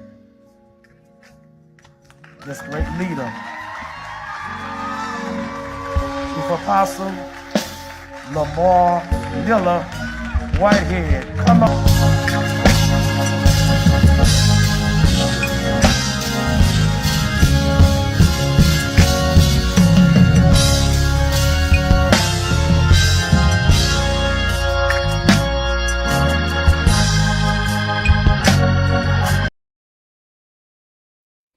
Okay, y'all got y'all dose of the bishop. Yes, indeed, honey. Got y'all daily dose of the bishop. Okay, so yo, Carlie girl, I can't do you. My sister and her dad used to work for the same bank. Carlie Russell's dad. I saw somebody else say something about Carlie Russell's family too. Her father sat there looking like a wimp, in my opinion. Again, I think she's spoiled. She's a spoiled brat who never has been held accountable for anything. Oh, absolutely, absolutely, absolutely. I agree. Bama girl says yes. Oh wow, now that's interesting. That is interesting.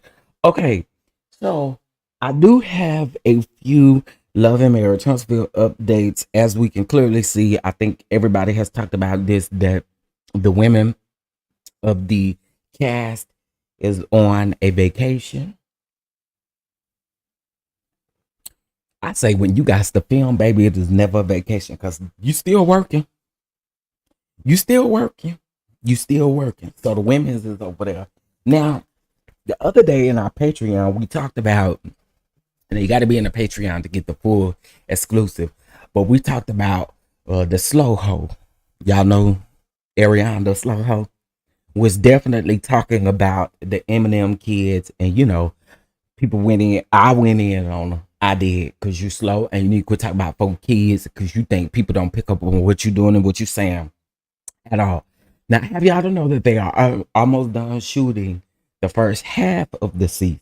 Okay, y'all heard me, first half. So yes, it's gonna be broke up again. It's gonna be broke up again, and publicly, I'll say this: just stay tuned for some dates because it's coming before y'all think. I'm gonna just say that. Okay, we ain't got no break. However, I'm going to let you guys know I'm solidifying it. I'm not reviewing Love and Marriage Huntsville this season. If something happens like big on the show that, you know, reads into social media, then I'll talk about it. But besides that, I have no plans on sitting down in front of this computer and breaking down each episode. I'm not doing it. I'm not doing it. I'm not. So I'm just telling y'all now so y'all will know. I'm not doing it. I'll talk to y'all about some stuff, but I'm not. I have no plans on reviewing the show. I don't. I just don't. Why does he break up his seasons like that? Well, everybody's doing it. I think it's a network thing. I think it's a network thing. I do. Kiki is missing. Are they looking for her? Child. Kiki ain't on a vacation. You don't think Kiki on a vacation? You don't think Kiki on a vacation, Aunt Natty? Maybe Kiki on a vacation. She just ain't posted like the weird stuff. I don't know. I don't know. I don't know. But what I do know is, yeah, I won't be reviewing the show. I just won't. I'm over it. I'm over it. We're gonna get the same thing over and over again. And then also too, I told y'all if we're gonna see Martell for the entire season, I'm done with it. Definitely done with it.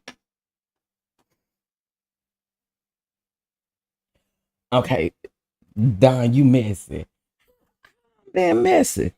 I just say maybe she ain't maybe she ain't showed that she was down around there on the vacation. Y'all don't take that as me being messy because I'm not being messy. I'm just asking. Hey, y'all seen Disney out there? Y'all see Disney? Disney might be out there. Now, what Sonya just said is messy. Okay. Sonya said can't wait to see Sonny on the show. Now that's messy. That's what's messy.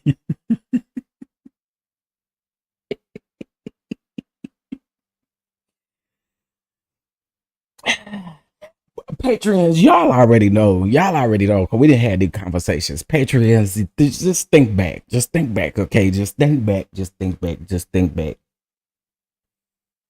Wanda said Kiki is good. What that mean? She coming on the show or what? Cause Wanda also, you know what?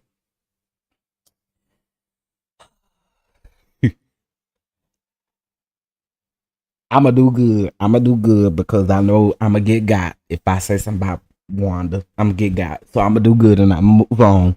But uh if Martell is a part of the entire series, I'll only confirm that he is feeding melodies complete and utter BS at that podcast in Huntsville. Oh, absolutely. And that's the sad part about it though, Harold. But see, this is where I get into it when we start talking about Carlos King, because of the simple reason how many times has this woman told you? First, you said you didn't know at the podcast, which is a bold faced lie, because y'all did a interview. You Carlos and Mel did an interview based. Well, you know what I'm trying to say on his podcast. Remember, when the season came back last season, Mel was like the first person that he talked to. Okay. And then after that, when he was announcing his podcast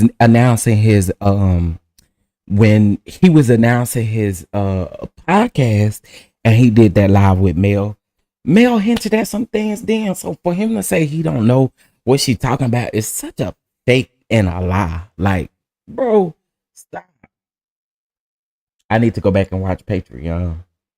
You know Dusty didn't want to be around Sonny. Yeah. Oh, I was thinking Sonny was going to be on Detroit.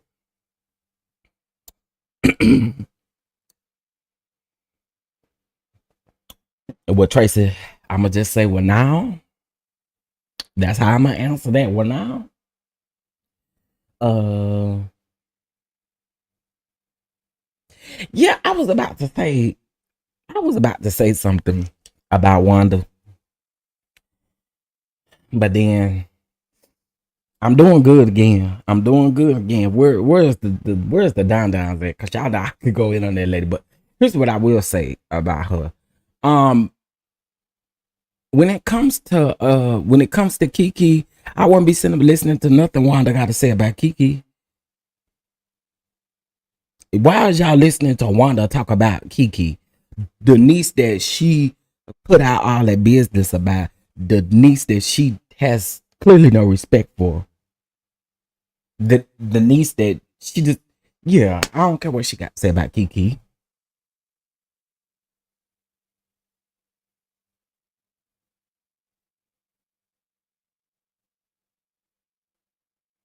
I don't. She can't talk to me, but she would never be able to talk to me about Kiki, girl.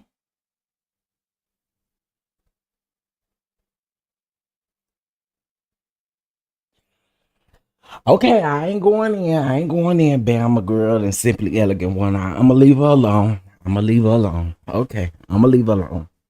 All right. They told me now. They told me now. I was hoping somebody was gonna give me a green light and say go for it, but they say no. They say no. They say no. But yeah, I'ma just say ain't nobody listening to Wanda on what she got to say about Kiki. I'd rather hear from Kiki than hear from Wanda. I'm just saying. Sonya, that don't mean nothing. She stay over there drunk as a whistle all the time and be talking out the side of her neck, and half the stuff that come out of her mouth don't be the truth. I'm just saying, it don't be the truth. How would she know how Kiki doing when somebody asked her and she said she ain't talked to Kiki since all the stuff went on online? How she know? She said she don't even like Kiki like that. So yeah, I wouldn't listen to Wanda. I'm just saying. Now I wanted you to be messy, Chef. But they say now, I can't do it.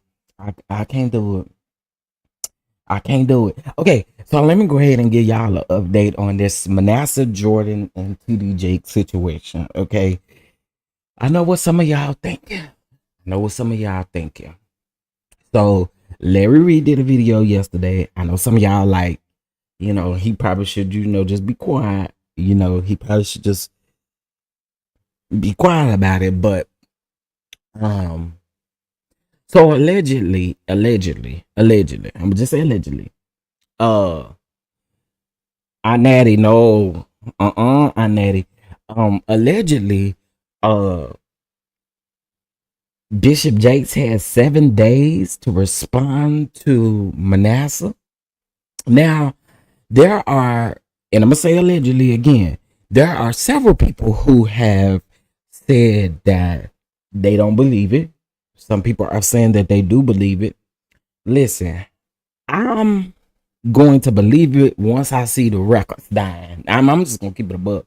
I'm gonna believe it when I see it. When I see it for myself is when I will believe it. That's when I'll see. That's when I will believe it. When I actually can see these things for myself. Okay, so allegedly, according to Larry, Bishop Jakes and his team, they actually asked for more time as well. His attorneys asked for more time, asked for additional time to respond. So again, I don't know. I would like to know the specific date in which the lawsuit was filed. I would like to know the details of the lawsuit. I'm not going to hold you since it's been put out in the public this way. I want to see it. I want to see it. Otherwise, this is all the update y'all gonna get, and y'all got to go over there and watch Larry's video, because again, at this point, I need to see it. While I do not condone the grooming, because I know what that's like, while I do not condone any of the things that have been alleged surrounding this particular story, I want to see more in writing, more stern evidence that there is an actual lawsuit that has been filed, because we went from when is the lawsuit gonna be filed to now Bishop TD Jakes that asked for an extension or then asked for, a little bit further in regards to it. So again, it just, to me, it would be more solidified with factual receipts or something to that sort. And it could just be me. What y'all think about it? But to me, it would have to be something that would be stern. Like, I need to see the suit. I need to see it. I need to see the complaint. Okay. Other than that, I mean, it's a bunch of hearsay to me. No shade. No shade. At this point, what we doing about it? That's how I feel about it. Either we gonna sue or we gonna shut up. That's just how I feel. Either we're gonna do something about it or we're not. So, Chef, is Jordan in Florida? Is Jordan in Florida? I think so. Yeah. But see, that's the thing. I don't know where the suit would have been filed at. I don't know if the suit would have been filed I mean, the proper thing in order for the bishop to be served would be to file the lawsuit in Texas. So I'm not aware of if where it's filed at. I don't know. I just do not know. Okay, y'all hold for me one more second. Present to you as he turns. This great leader, Chief Apostle Lamar Miller Whitehead. Come on.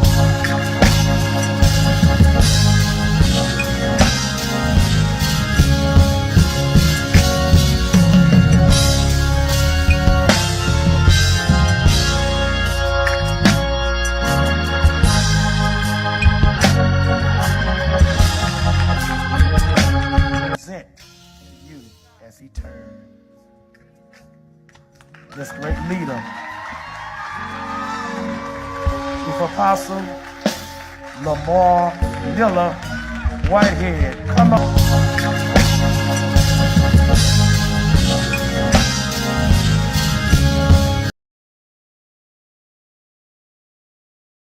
All right, I'm back, y'all.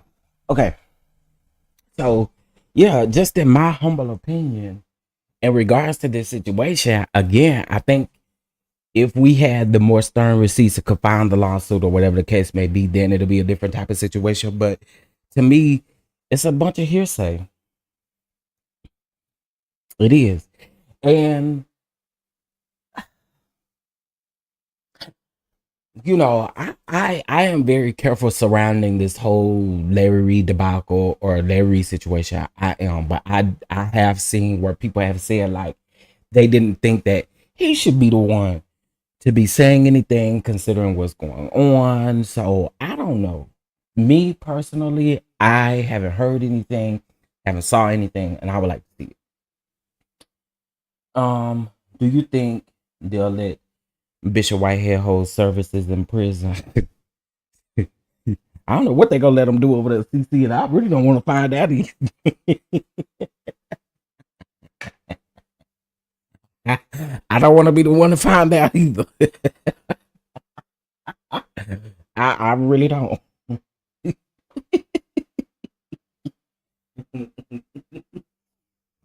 But I don't know. That's just me though. That's me, and this is me being fair. Because I do know that there's there's a such thing as grooming, there's a such thing as spiritual manipulation, there's a such thing as all of that. And y'all notice what I'm not doing is going down that road of accusing Jakes of all these other things that the folks saying that he was doing, sitting on the motorcycle, tooted up and stuff like that. I'm not talking about that stuff, but I want to see the true facts that reside with the lawsuit or whatever it is. That's what I want to see.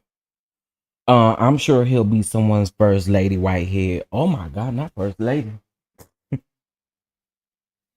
Yeah. Shout out to Miss Bernita. Shout out to Miss Bernita for the cash. I am crackling because I know why. Hey,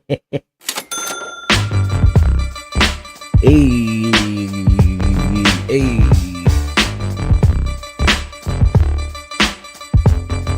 Hey, I appreciate it. Thank you. They are going to put them lips to work. Oh my gosh, y'all is crazy. But yeah, so again, I don't want to come off shady to anybody talking about this story. So again, I just rather see it in writing or see that there's something really going on there. Other than that, it's still this game of we really don't know. You know what I'm saying? Now he's one of the experiences being swallowed up. Have you ever been swallowed up? Swallowed up. Have you ever been swallowed up? And I mean swallowed up. Okay. So in other news, let's peep I think y'all this gonna be funny. Hold on.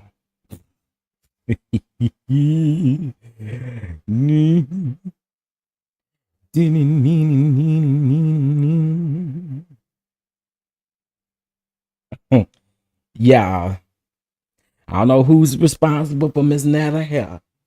Okay, who responsible for that wig? But baby,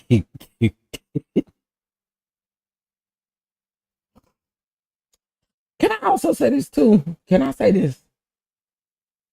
I'd rather see Charles and Netta than that one lady y'all say was Rick Ross' baby mama. She worked my nerves. I get so tired of seeing her big teeth in every video. Y'all want to make that Tamika T or whatever her name is. Y'all want to make her famous and y'all want to shove her down my throat. And I refuse. I'd rather see Charles than Netta. Okay.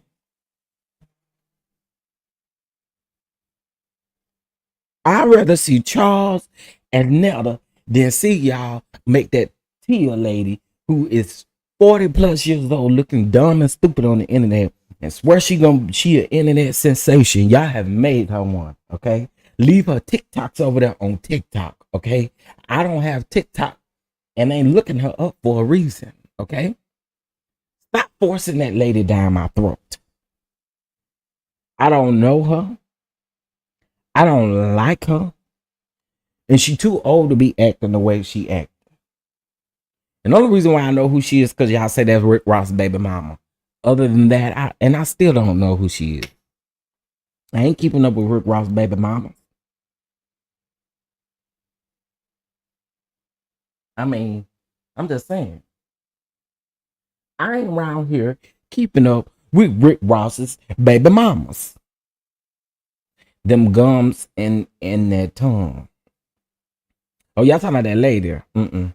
I'm starting to think Netta trolling. Oh, Netta and Charles been trolling because she took her undone in one picture and the hair under the arms in another. Now her wig slide into the barricade.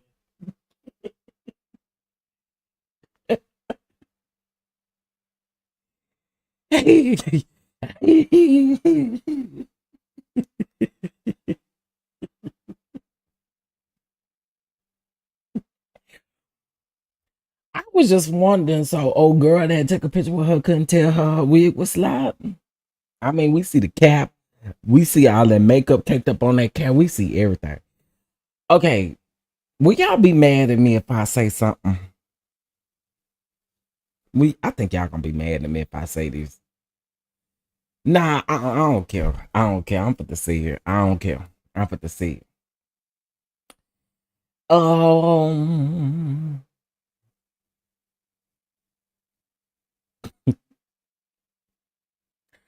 Charles, your lunch is ready. But I got a question. Can oh y'all, please do not get me for this. Netta got a Giselle neck. Is she able to fix that? Can she fix that? Because she got a gel neck. I mean a Giselle neck. Okay. Can she fix that? Holiday Heart is perfect. Whoever said Holiday Heart. Holiday Heart is perfect. Okay. Holiday Heart is perfect.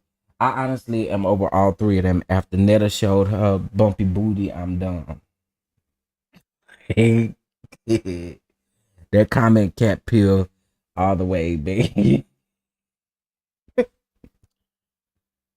Y'all laughing and I'm asking a question.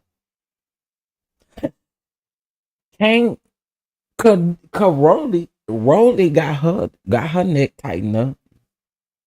So could Miss Netta do the same thing? Go get her neck tightened up, get that fat around that from around that neck.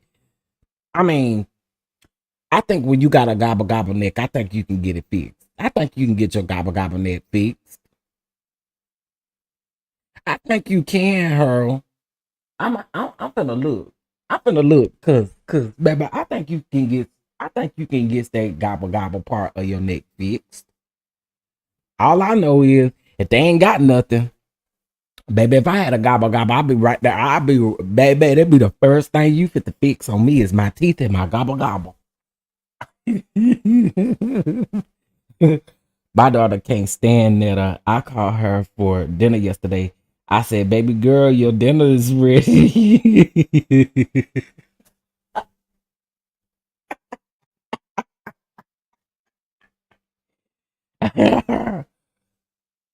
Yes, you can get that part fixed. Okay, that's what I was thinking. I was thinking that you can get that part fixed. 'Cause I saw Rolly from remember I showed y'all the picture of Rolly from Baddies. How she got her neck tied up and tangled up. My beard covered my gobble up. Ooh, baby. See that?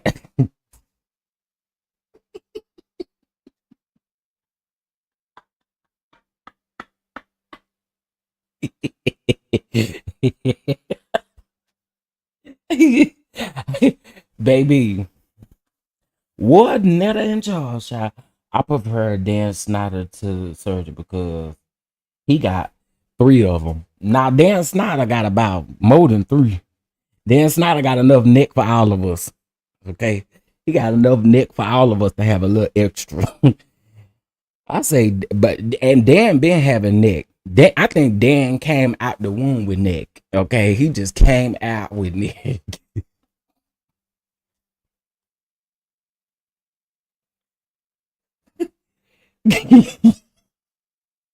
Dan Snyder came out the womb with by five necks. Okay, that's what was unique about him when he was born. All them necks he got. Yeah, ain't that something? Don't it? A whole spread of turkey necks. Yeah, I had a my sixth grade teacher. Her name was Miss Cox, and Miss Cox had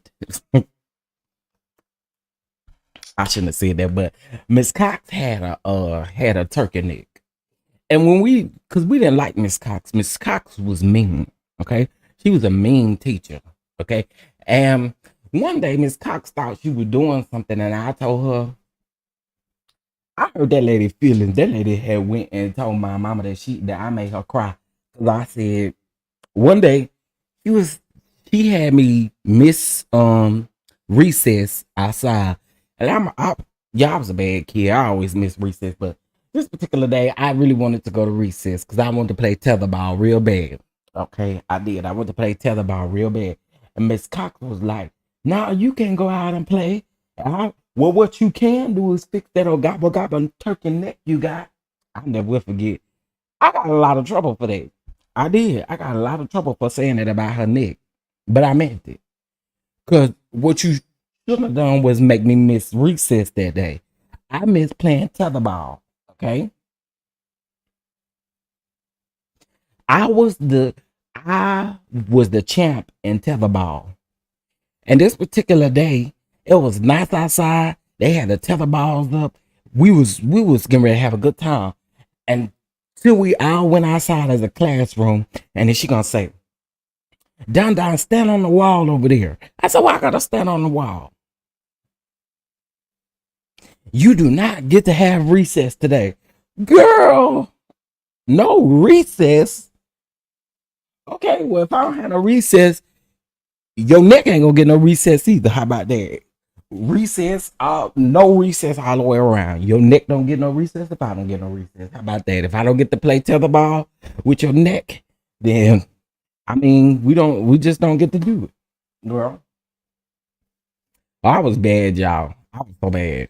I was, I was, I was bad. And let me tell y'all something that happened to me yesterday. This is crazy. I was, I had downloaded the Facebook app for a little bit. I get on there, y'all. Why my kindergarten teacher done sent me a friend request? I will never forget Miss Richardson. Ooh, Miss Richardson. And we went to the same church as Miss Richardson. Miss Richardson thought she could whoop me. But my mama said, "You put your hands on my son again, I'm gonna tear you up, guy." Yeah, I really was. I was bad, y'all. And when I say bad, bad is really an understatement. Boy, you know you bad when you done got kicked out of public school twice and you got kicked out of private school three times. That's how you know you bad. I was bad, y'all. Even even my daycare teacher would tell y'all he was bad.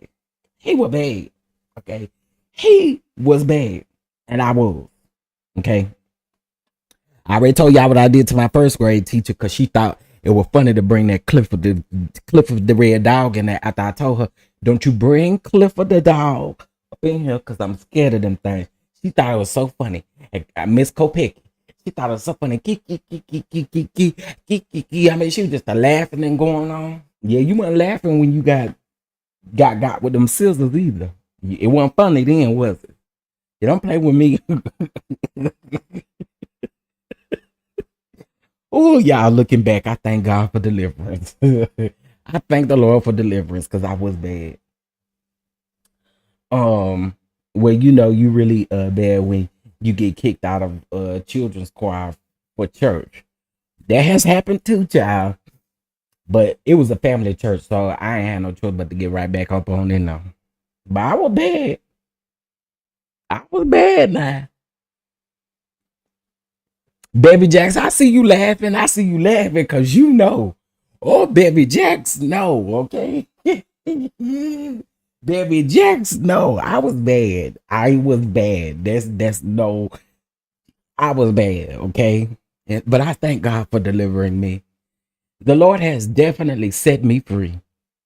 I have both of my hands lifted high up in the air. The Lord has delivered me from being bad, messy, all the things of the things. Okay. The Lord has delivered me. Okay. Uh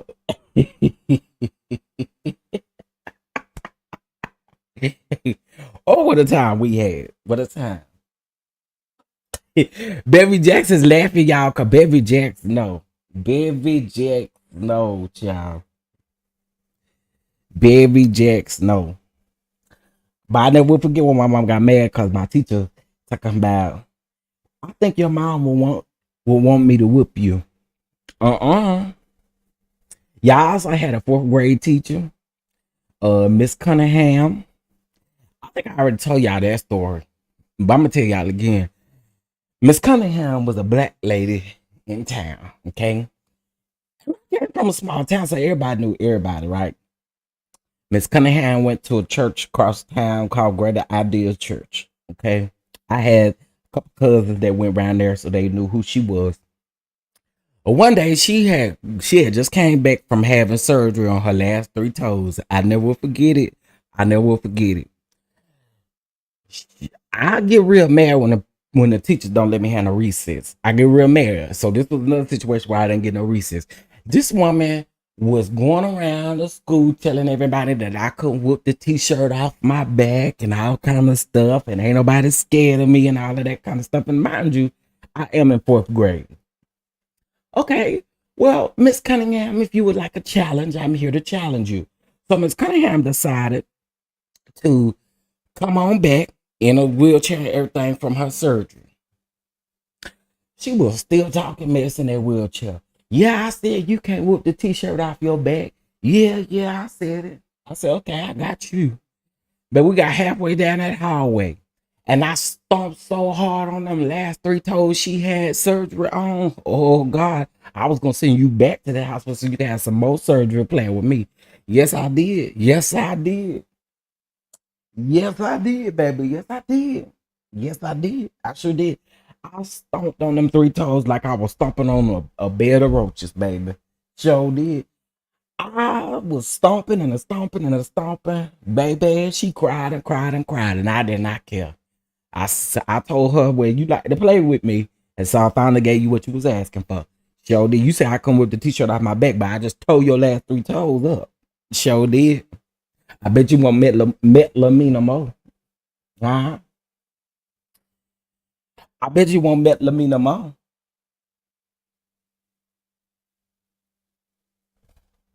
I'm just telling y'all.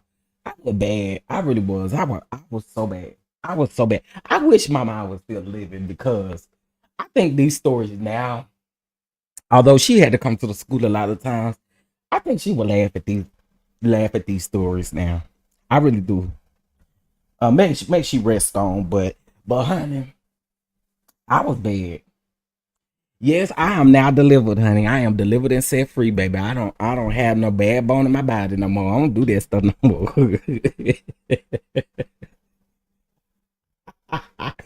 That's why I always tell people something about a Capricorn. We just never forget what you do to us. So, but the thing about us is you never know when we're gonna get you back either.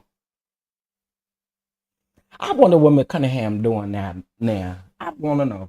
I wonder what Miss Cunningham doing. All that, all that. Ask her.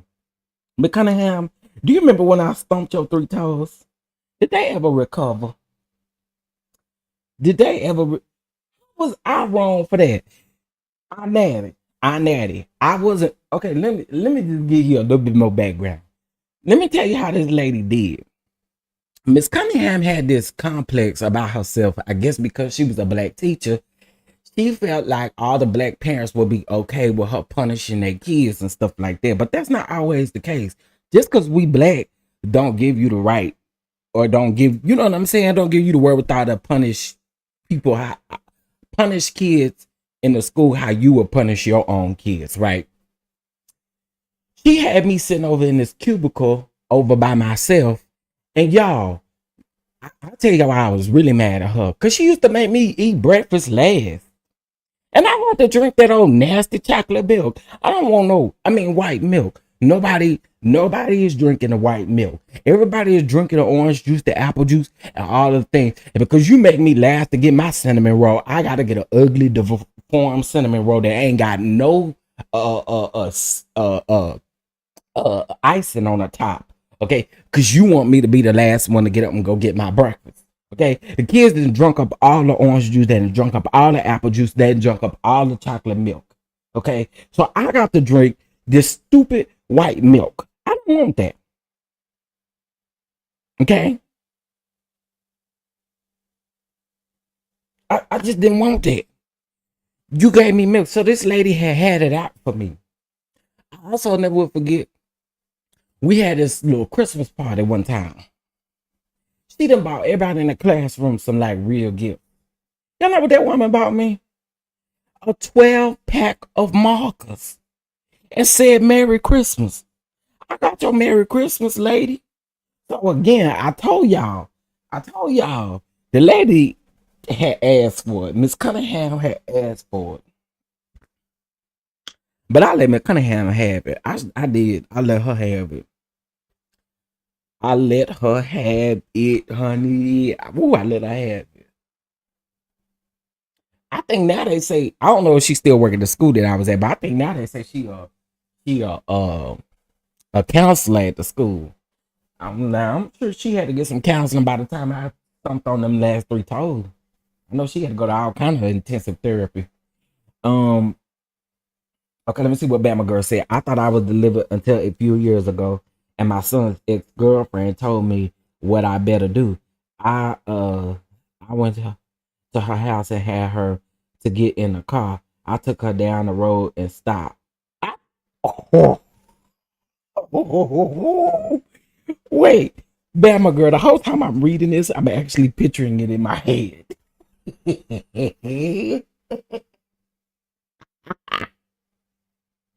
I was picturing it in my head. Okay, wait, let me read the rest. I jacked her up against the window and told her not to ever talk to me like that again. It be like that sometimes. You got to let people know what time it is, honey. I'm just saying, you are still the president of the 2x4 ministry. You are not fully delivered.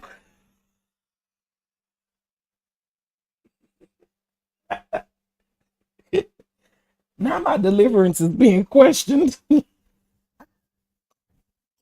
Now my deliverance being questioned.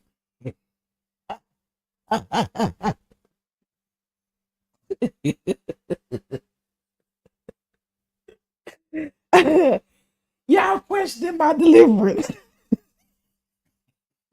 Yeah.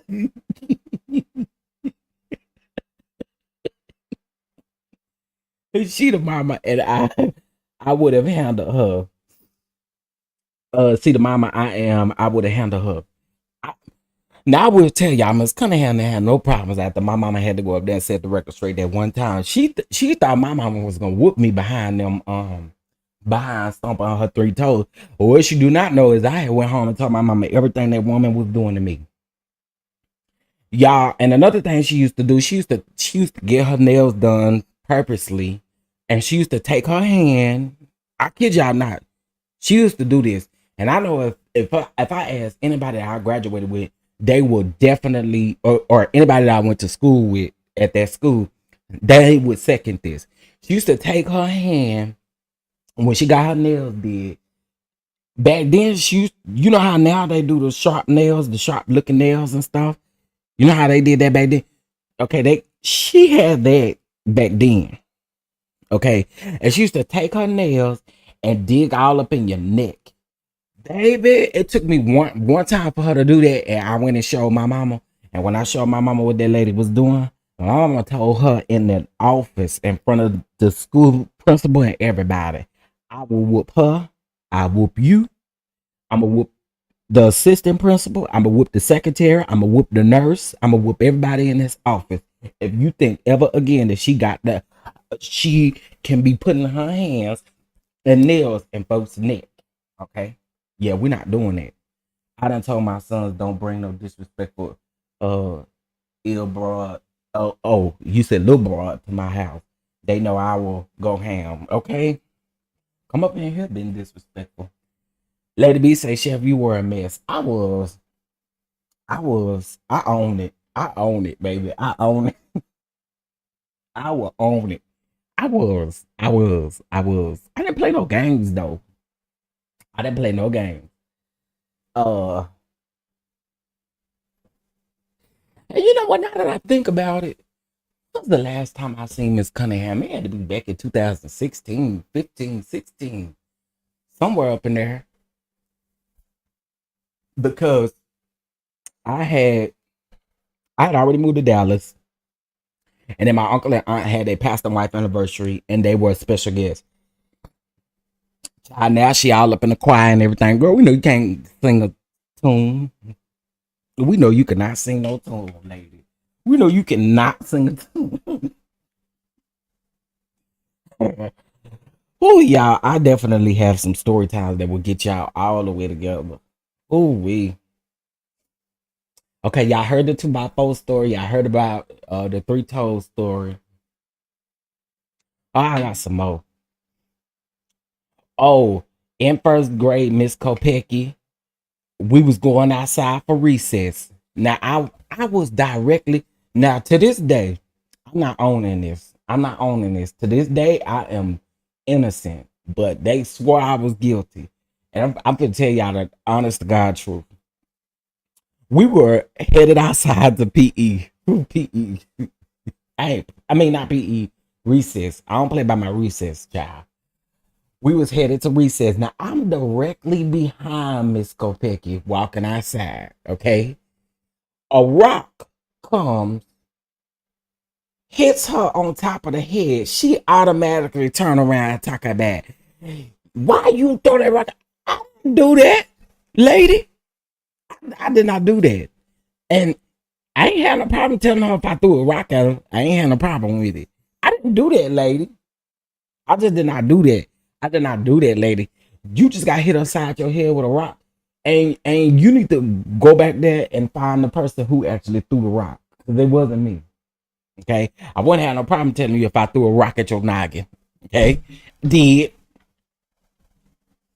She swore up and down I did it. But y'all know what that caused me?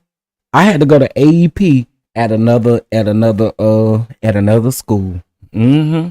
And I had to catch the bus early every morning while I was going to AEP.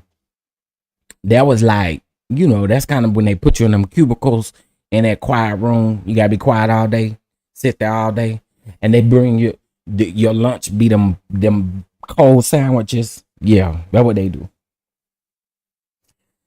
Now I really didn't throw that rock, y'all. I promise you, I did not throw that rock. I To this day I know who threw the rock.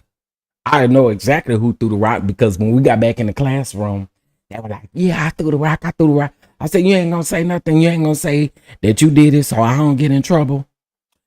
And he ain't want to say it. Mm. And I'm telling y'all, it was a mess. I did not throw that rock at that lady. I promise I did it. I promise I did not. I saw that rock coming though. I did. I did. I turned around and I saw it coming. And it's just crazy how it hit her right up the top of her head. Oh, Miss Kopecky was hot, boy. Why did you throw that rock at me? I said, nah, I didn't do that. You know why I didn't say nothing to him at that time? Because I really did think it was funny. I did. I ain't gonna hold y'all. I thought it was funny. That's why I didn't say nothing. I didn't really care. I ain't care. And plus, I'm so used to being blamed for everything. I was used to being blamed for everything. I was just like, oh, well, whatever. My mama believed that I didn't throw that rock, and that's all that mattered. I told my mama, I say, Now you know I wouldn't have no problem telling you if I threw no rock at somebody. I didn't throw that rock at him. I would have told you I threw that rock and I purposely hit her right on top of her head with it. But I didn't do that. I just didn't do it. But it was funny. Thank you, Monique C. And to this day, I keep saying, how how could I be the one that did it? And I was right behind. I was literally right behind her. But I kid y'all not, I did see that rock coming though. I saw it. It sounded like a missile.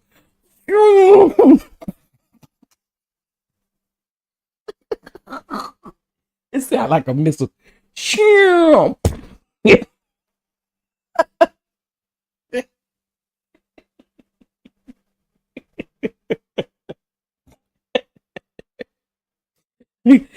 was hot, boy.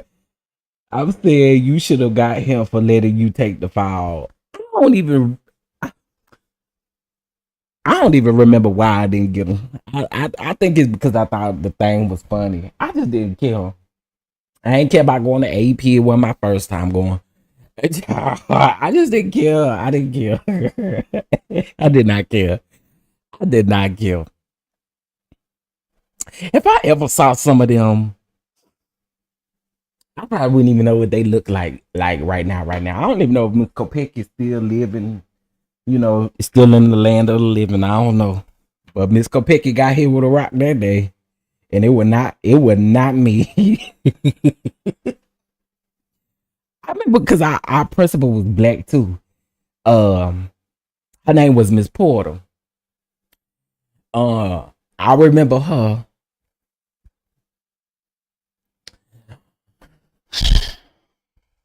She swore up and down I did it too. I asked her, did you see it on record? Did you see it on camera? No. Okay, then I didn't do it. And don't blame it on me if you didn't see it, lady. Then I try to say, well, you know, some of the classroom windows were there, and some of the people from the classroom said that it was you. You was lying, lady. Stop lying. Stop lying. She going on the glory, as my granny would say. I hope, well, yeah, well, you know, if you are, baby, rest well, okay? Did you have a male teacher that was a PE coach? I didn't have my first one until 8th grade, and that year I had two.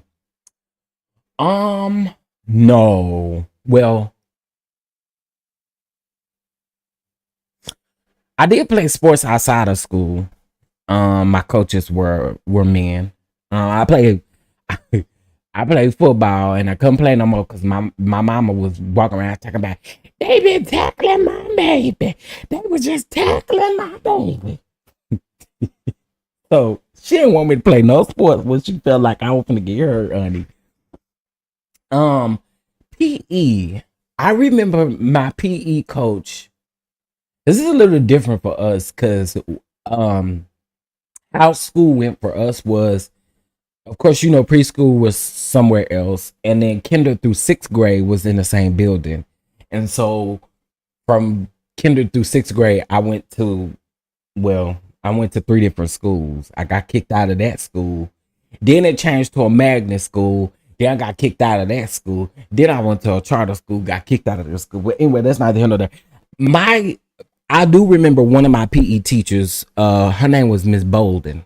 I do remember that. I remember Miss Bolden because no matter how much trouble I got into, Miss Bolden was gonna let me play around in the gym for PE. She didn't care that I was in trouble. I remember Miss Bolden. Sure do. But there was somebody else, Miss Bolden, and there was another. It was another lady.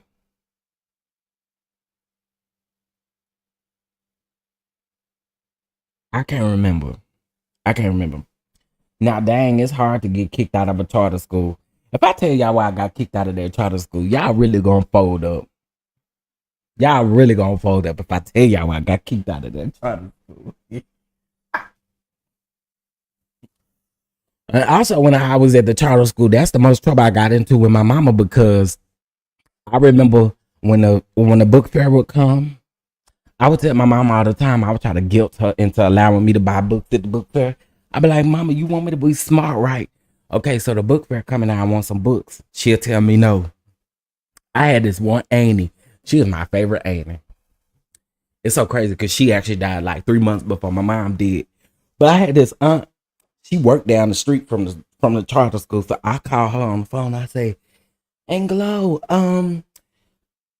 my mama said she can't come to my school to give me no money for the book fair. So can you bring me some? Baby Angelo come up there. She came up there. She brought me the money. Yeah, here I go, sneaking at the school, at the Scholastic School book fair. Here I am. Here I am. Baby, my mama was waiting for me when I got home with them books. She said, what them books you bought at the book fair? I said, Mom, I left them at school. You lying. You're not telling the truth. I said, Mama, I left the books at school. No, you didn't, baby. I had to boy, she made me give her them books, y'all. She made me give her the books, and she made me give my auntie the money back out of my allowance. Yeah. Boy, let me tell y'all. Let me tell y'all.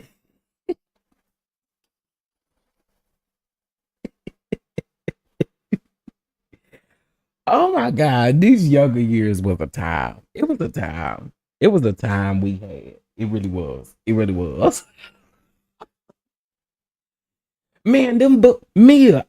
Valencia, I'm trying to tell y'all, I love the book fair. I did. I loved the book fair. It was everything to me. When they would come, I just wanted, if I couldn't get multiple things, I just wanted one thing. I just wanted one thing, and it just had to be a book. I had a time when I was young, yeah. I did. I did. I boy, boy. Oh, what a time. Oh, what a time. And times have really changed. Time have just really changed. Hey, Gabby. I just put money on my daughters for today. Come on, Valencia. Yes, come on. The book fairs was the most exciting part.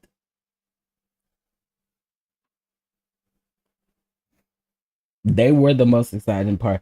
A chef, you was a little bit. I was them Ghostbuster books, man. Say, and them comic books. Oh, listen, listen. Them comic books. Oh, I'm getting. I love them comic books. That was my favorite part, as well as field trips. Baby, I could probably count on my hand how many times I was eligible to go on a field trip. Child, was too bad to go on a field trip. I remember going on one field trip actually. We went to Lubbock, Texas. We went to the science spectrum. We went to the science spectrum, which was like like a little science museum. Now they use it to for like baby showers and anniversaries and stuff. But anyway, they had like this science spectrum, honey child, that we go to. It's like a science museum. They got different things for you to do. I remember going to that trip, but the rest of them couldn't go. Don't worry about it. Don't worry about it. It was a field trip to Lubbock to us, Omar, because um it was a field trip to us. Oh, at the, Lubbock was like 2 hours away. So it was definitely a field trip for us.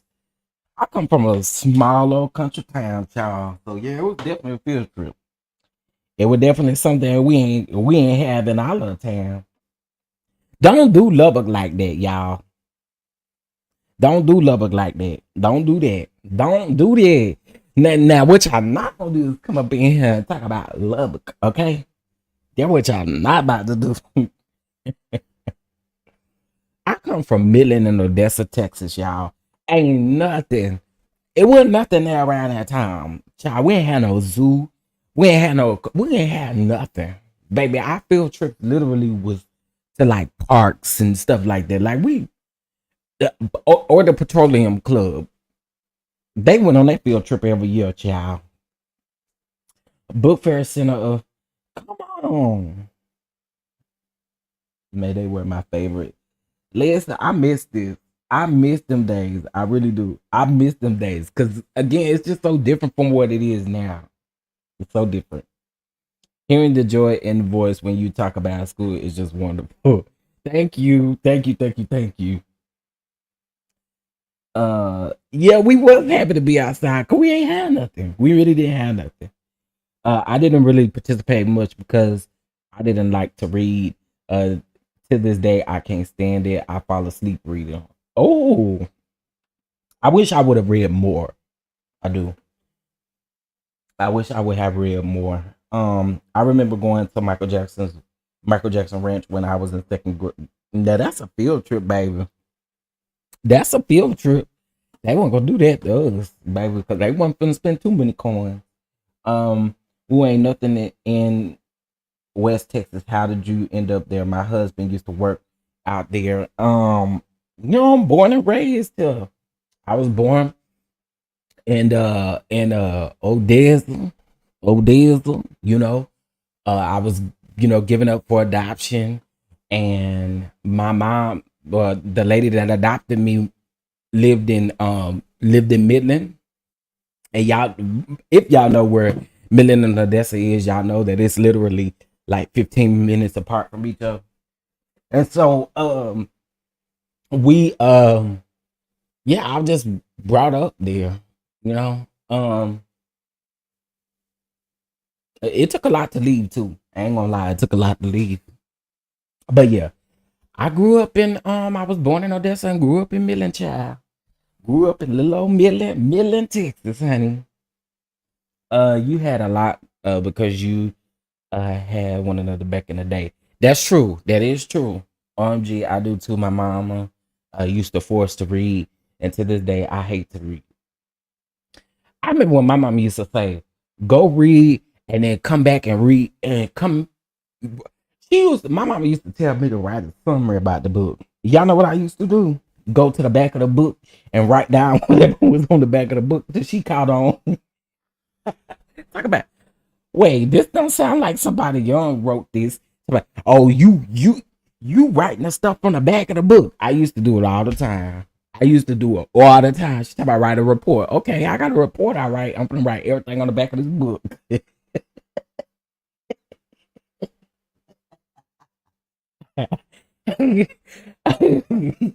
Boy, I was gonna find a way to get out of it. Do you hear me? I'm in Los Angeles. The field trips were lit.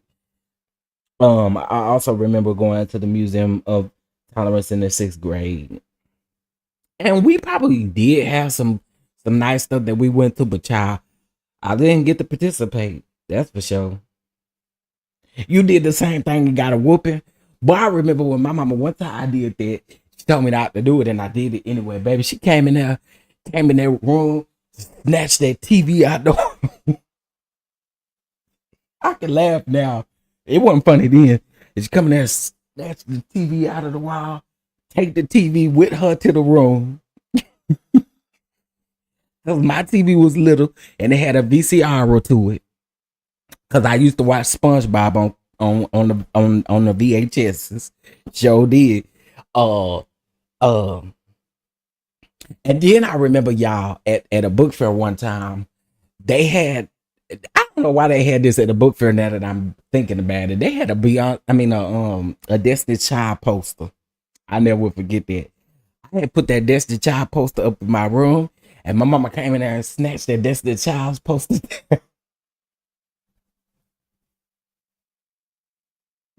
oh, oh God, I miss these days, man. I do. I miss these days. All I remember about that poster was I think Beyonce was the only one turned around and had her booty a little tooted. Honey, my mama said, "Oh no, oh no." Where you get this from? The fair, the book fair? Well, not no more. She ripped that right on off the wall. Our parents and loved ones realized how important knowing how to read was, yes, to our well-being. Many of our children have problems reading well today. I agree. I do agree. Hey y'all, what's your grandmother's friends? My mama's mama and my daddy's mama were best friends. They used to get along and talk like every day. My husband said that he's never seen that before. Okay, wait, let me read that again. Your mama's mama and your dad. Oh, they were best friends. I think that's dope. Omar, are you from a small city too? If you couldn't show your work, you got a whooping, baby. Joe did got a whooping. You got your tail whooping. Ain't it? You will get your tail whooped. Okay, you fool around and do stuff that just don't go. Okay, you got your tail whooped now. But yeah, child. Yeah, we're gonna have to do story time over in Patreon and members only because I have quite a bit of stories that I could tell y'all that probably would have y'all like now. Yeah, my ah. But we had a lot of I don't know, just growing. I miss it. I just miss growing up and just having what we had.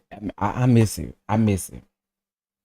We used to buy the magazines and decorate our bedroom door with pictures of our favorite entertainment. But my mom was not having that. And let me tell you, now that you brought that up, this is what's crazy. Y'all, I ain't come closer. Come closer. Let me come closer. Let me say this. I gotta whisper this to y'all. I ain't been gay all my life, okay? I ain't like the men's all my life, okay? There has been a time where I have liked women's too, okay? It has been, okay? Y'all hear me? Can y'all hear me? There has been a time where I have liked the women's too. And let me tell you what I used to do. I used Jet magazine, baby. Jet Beauty of the Week. Oh, baby. I was gonna rip that page right out of that Jet magazine every time. Surely. Baby could tell me nothing. You couldn't tell me nothing. We used to do that too. The Mess 308. We used to do that too. My mom used to tell me all the time, come on a bit. I was watching Law and Order and stuff at a young age. I ain't understand nothing that was going on, baby. But that's what we did. We had a good time. I was the only child uh, at the house. And my mama would come in there. You gonna watch SpongeBob, but you gonna come watch Walker Texas Ranger with me. I'll be right in there to watch Walker Texas Ranger. I grew up really thinking I was Chuck Norris. Okay. Did thought I could karate chop people. I thought I was Chuck Norris around here in these streets. Couldn't tell me nothing. Okay. And you probably will again with the right one. Probably. You probably right. But them Jet Beauties, I was ripping them right out the magazine. And when my mama finally caught on, she tried to fight me one day. Son, you all right? I said, yeah. Well, I want to ask you something. Yes, touched by an angel. Yes, touched by an angel. I was just telling my cousin the other day, we were talking, and he was like, do you remember any of the old school shows that y'all used to watch? And I said, my mom was a really big fan of Law and Order. She was a big, and it was the regular Law and Order. I said, and she was also a really big fan of Touched by an Angel. There was another show that used to come on Hallmark. I can't think of the name of it off the top of my head. That one. I found this show on Tubi. It's called Third Watch.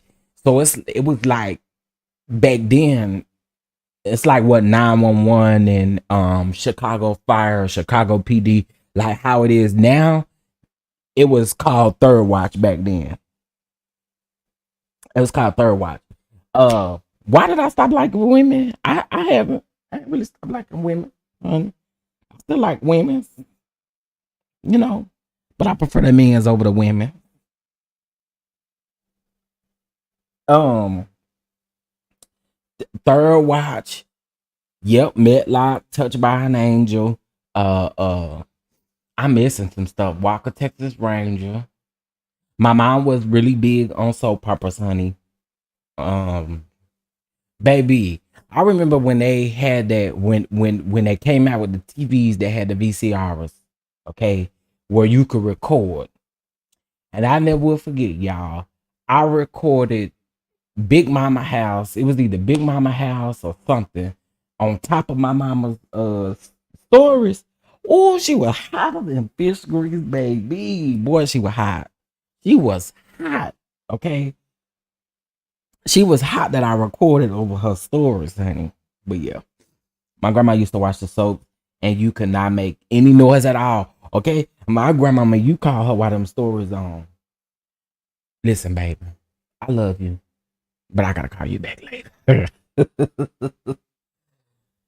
See, I didn't watch that. I didn't watch The Nanny. Golden Girls was here and there for my mom. I didn't watch The Nanny. I didn't start watching it till I got older. We thought that was top notch technology. Man, let me tell you. VCR. Yes, indeed. Yes, indeed. Miss my mama is obsessed with the stories. General Hospital came on at 3 o'clock. Her water didn't break with me until 4 o'clock. Now that is funny. Ty can get it anytime. Anytime. You better let them know I natty. They forgot about Ty. Granny will cuss you out by them stores, okay? You find somebody else to play with on the phone. You didn't play no games. None. Oh yeah, sitcoms was definitely way better than reality TV. And you know, I don't even remember watching no reality TV back then like that. You know what I'm saying? Like it I think it was a thing, but it wasn't a thing. When these cell phones took over, we stopped meeting in person as childhood adults. I said that several times too. Like, this is why one of the reasons why I was excited about like School of Love, because being able to meet someone authentically, we don't do that no more. We don't sit down, meet people. You know what I'm saying? We don't do that anymore. Like the traditional way of finding a mate or the traditional way of doing those things, it's not as is anymore. Someone asked a very great question yesterday. Do you prefer, for those of you who are single, I got a question.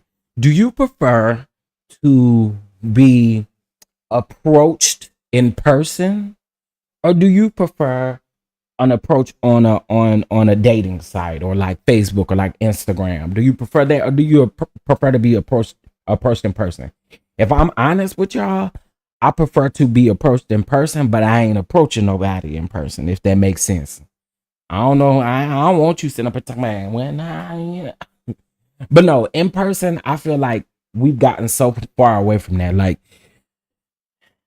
um, y'all say in person.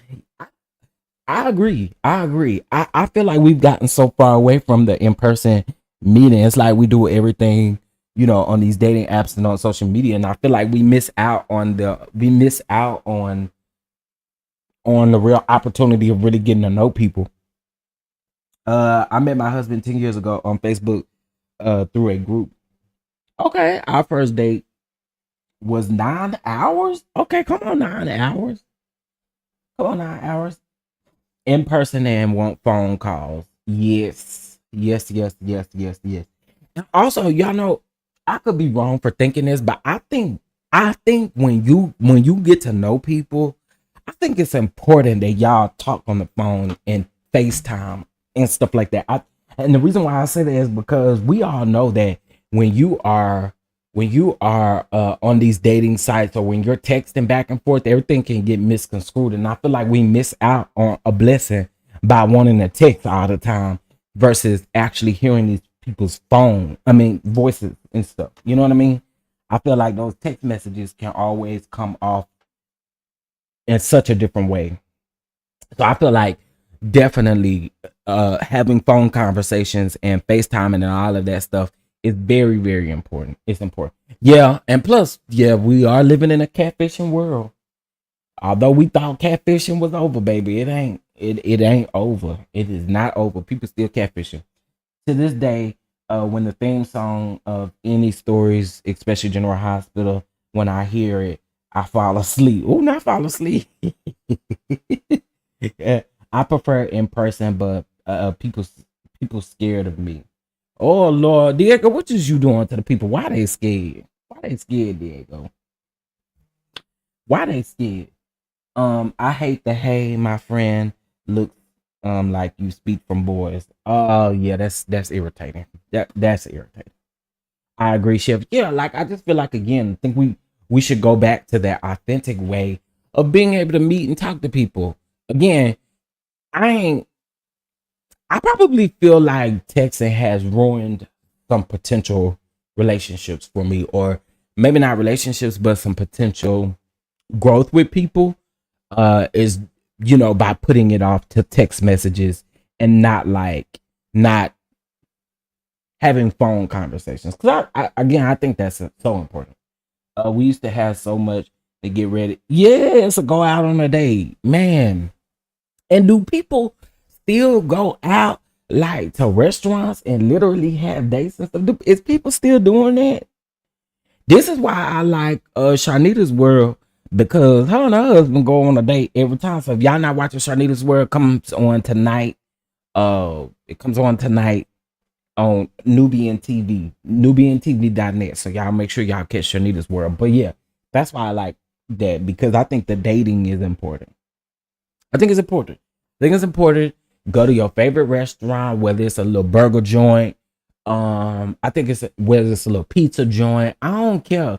It's like the thought behind it. Baby, you could take me to Little Caesars and I will be so satisfied, because like that's just how I am. Like I ain't no girl. You gotta take me to Roof Chris and all of that kind of stuff. I don't go to Roof Chris on a regular day, so I don't got to be taken there. You see what I'm saying? And I think that that's another thing that's wrong with the dating scene. It's like we expect too much from a person when we just talking. Like we're just talking. We're just trying to get to know each other, and y'all expect somebody to come give you a cash app you $1,000 so you can go get ready for a date. Girl, no.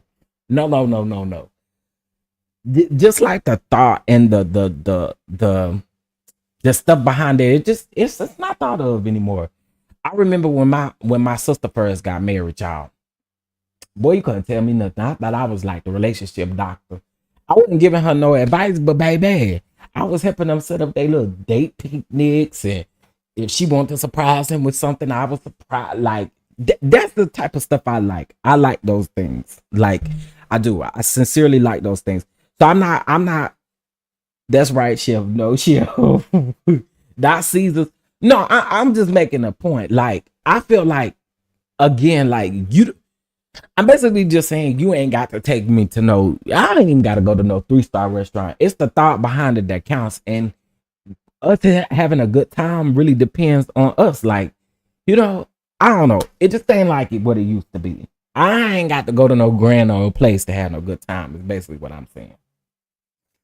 Yeah, I don't have to do that. I don't go to these grand old restaurants every day. You know what I'm saying? So it's no different going on a date to me. Like it's the thought behind it. Like I can go on a picnic date. I can go on anything. It's the thought behind it. And people don't like doing that no more.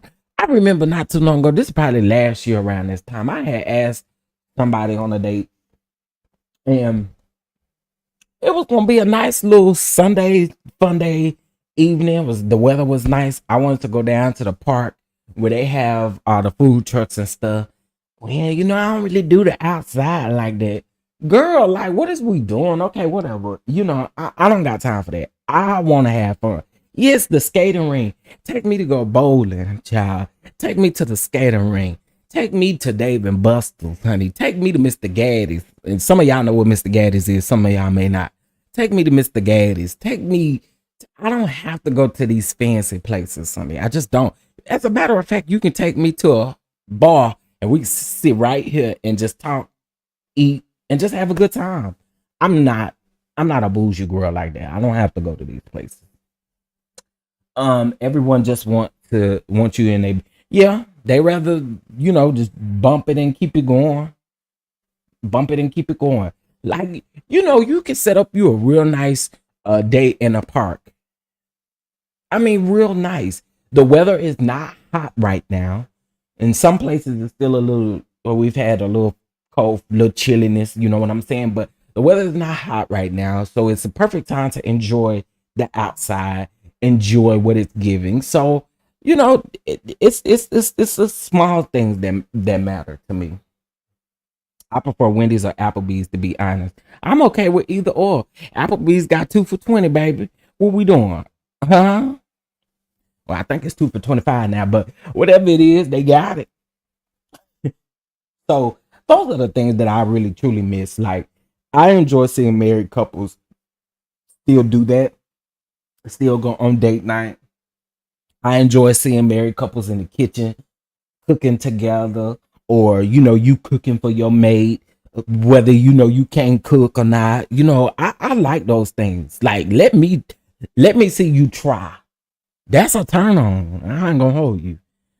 Seeing you try to cook and you can't necessarily cook, baby, that is a turn on. Okay, I don't care what nobody say. If I see somebody in that kitchen trying to cook and they can't cook, it's a turn on to me.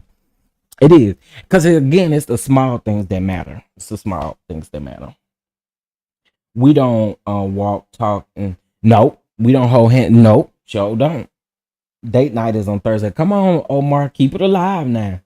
Walk and hold hands. Oh, I love that. Just walk and talk. Just walk and talk. Literally, just walk and talk. But people don't do this stuff no more. It just has gotten so. It's kind of crazy. And again, like I said, I'm the type that likes to go out and just really the small things. It's just the small thing. If you can't cook, Lord, stay out the kitchen. Jesus, fix it. I know you are trying to be sweet. Well, okay. The reason why I said that is because for me, I can get in there and help you. Like, you know what I'm saying? So it's nothing for me. But I can see why y'all would say that if you ain't really trying to help nobody cook. But I think that's the uniqueness of it. And the thing is, we don't argue when we do come over the argument. Oh, wait, I'll wait for you to retype. Taking a cooking class together. Absolutely. Absolutely. Because y'all do know that they have, how you do the paint and sip. They also have like where you can learn how to make like alcoholic drinks, and they also have it to where you can make like full blown meals as well. And that's actually what I wanted to do for my that's actually what I wanted to do for like a meet and greet. Is one of our meet and greets. I don't know when and how, but for one of our meet and greets, I was definitely thinking about doing like instead of a painting with a twist, you cooking with a twist, child. And you have to figure out these meals and different stuff like that, or make these meals. I think that is stuff like that is fun. When they start turning this painting into a twist, into a sucking Peter Wacko match, I was done with it. Like, y'all don't realize how disgusting that is for me to literally see you fucking the man's Peter Wacker in front of all of these women. It's low vibrational. That's very low vibrational. But the fun has been taken out of so much because we go extremely too far. We do. We do. I bet you folks will go around there to the pain and the sip with the dangalang swing around before they go to a regular one. I'm just saying. Not y'all, but I'm just saying in general, that's how people operate.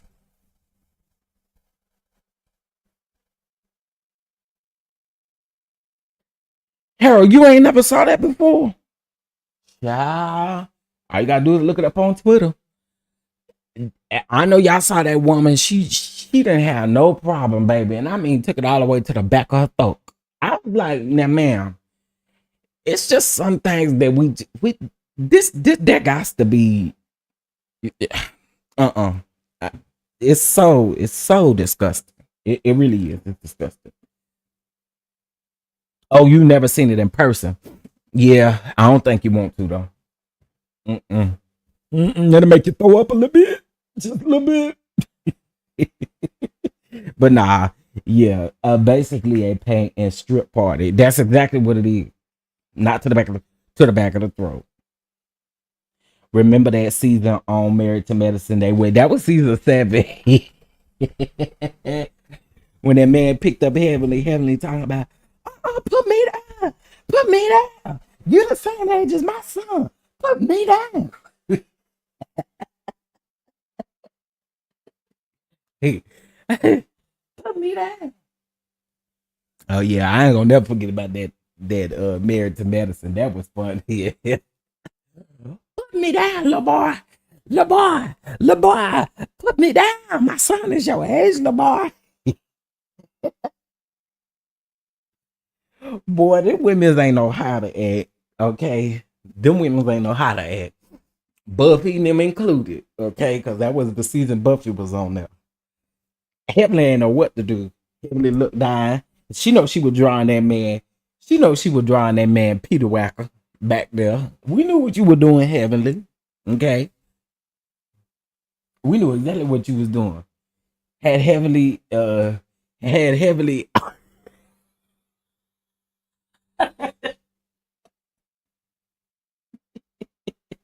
okay. Heavily was the heat. Heavily couldn't breathe. Y'all gotta make me go back and watch that episode. That episode was hilarious. Okay. All right, y'all. I'm gonna get off of here.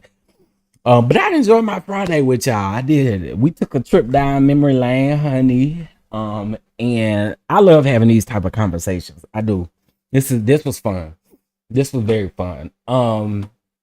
So we did talk about Bishop Jakes. We talked about Mannasah. We talked about Carlie. We talked about Karen. We talked about Mel and the ladies over on Love and Marriage Huntsville, and we talked about the Monica thing as well. So I love these type of lives. I think this was a good one. This was good.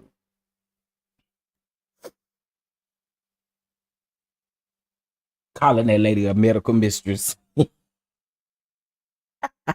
Ah, show did, show did. Light-hearted conversations. Absolutely, absolutely. We had a good time. We had a good time. We did. So y'all make sure y'all hit that like button, support the platform. You can donate to the Cash App or to the Venmo. You guys do know that we have Saturday Night Giggles tomorrow night. Jay and we have our special guest trending at some point. So you guys, please make sure you guys are in the building so y'all can key and laugh and have a good time with us again. Okay, this is episode 2. If you didn't catch last week's episode, go catch it. It was fun. We had a good time. Our energy, we always have a good time. So y'all make sure y'all meet us there. And then also too, in honor of Women's History. Oh well, it's not Nettle. It's not Nettle. Sorry. In honor of Women's History, we want to honor Miss Debbie Allen today, a Black actress, a dancer, choreographer, singer, director, producer. And as I stated, I met someone who has worked side by side with Miss Debbie Allen. I've only heard great things. So I wanted to take time and shout out to Mia for giving me this suggestion. If you guys have any suggestions, you can always DM me or email me.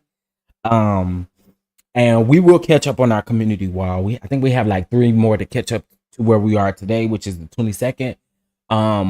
There will be 2 that will go out today. That was who did I do last? Lord have mercy.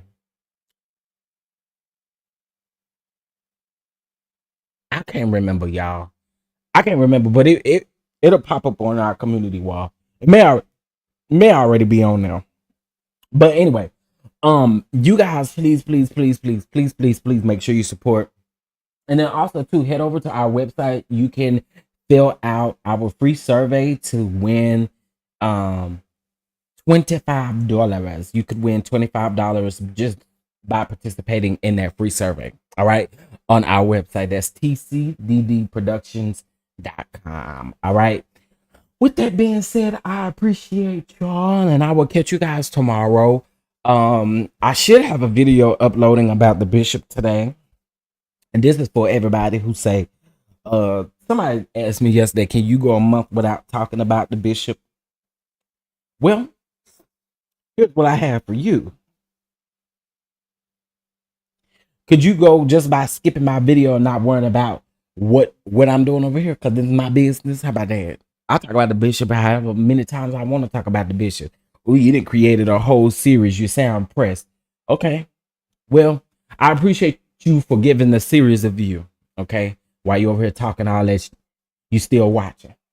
Huh? All right. So anyway, we will have episode 8 of the right. Thank you, Valencia. We'll have episode 8 of the Bishop's a trip down memory lane series. Episode 8 will be today. I don't have a direct time because it's taking forever to upload for some reason. But as soon as it's available, I will make a community wall post, a Patreon post, and let you guys know that it's up. Okay. All right, y'all. You all have a good day, and I will see you guys later. I'm gonna send y'all out on the Bishop. That's what I'm gonna do. Present to you as he turns. This great leader, Chief Apostle Lamar Miller Whitehead. Come on.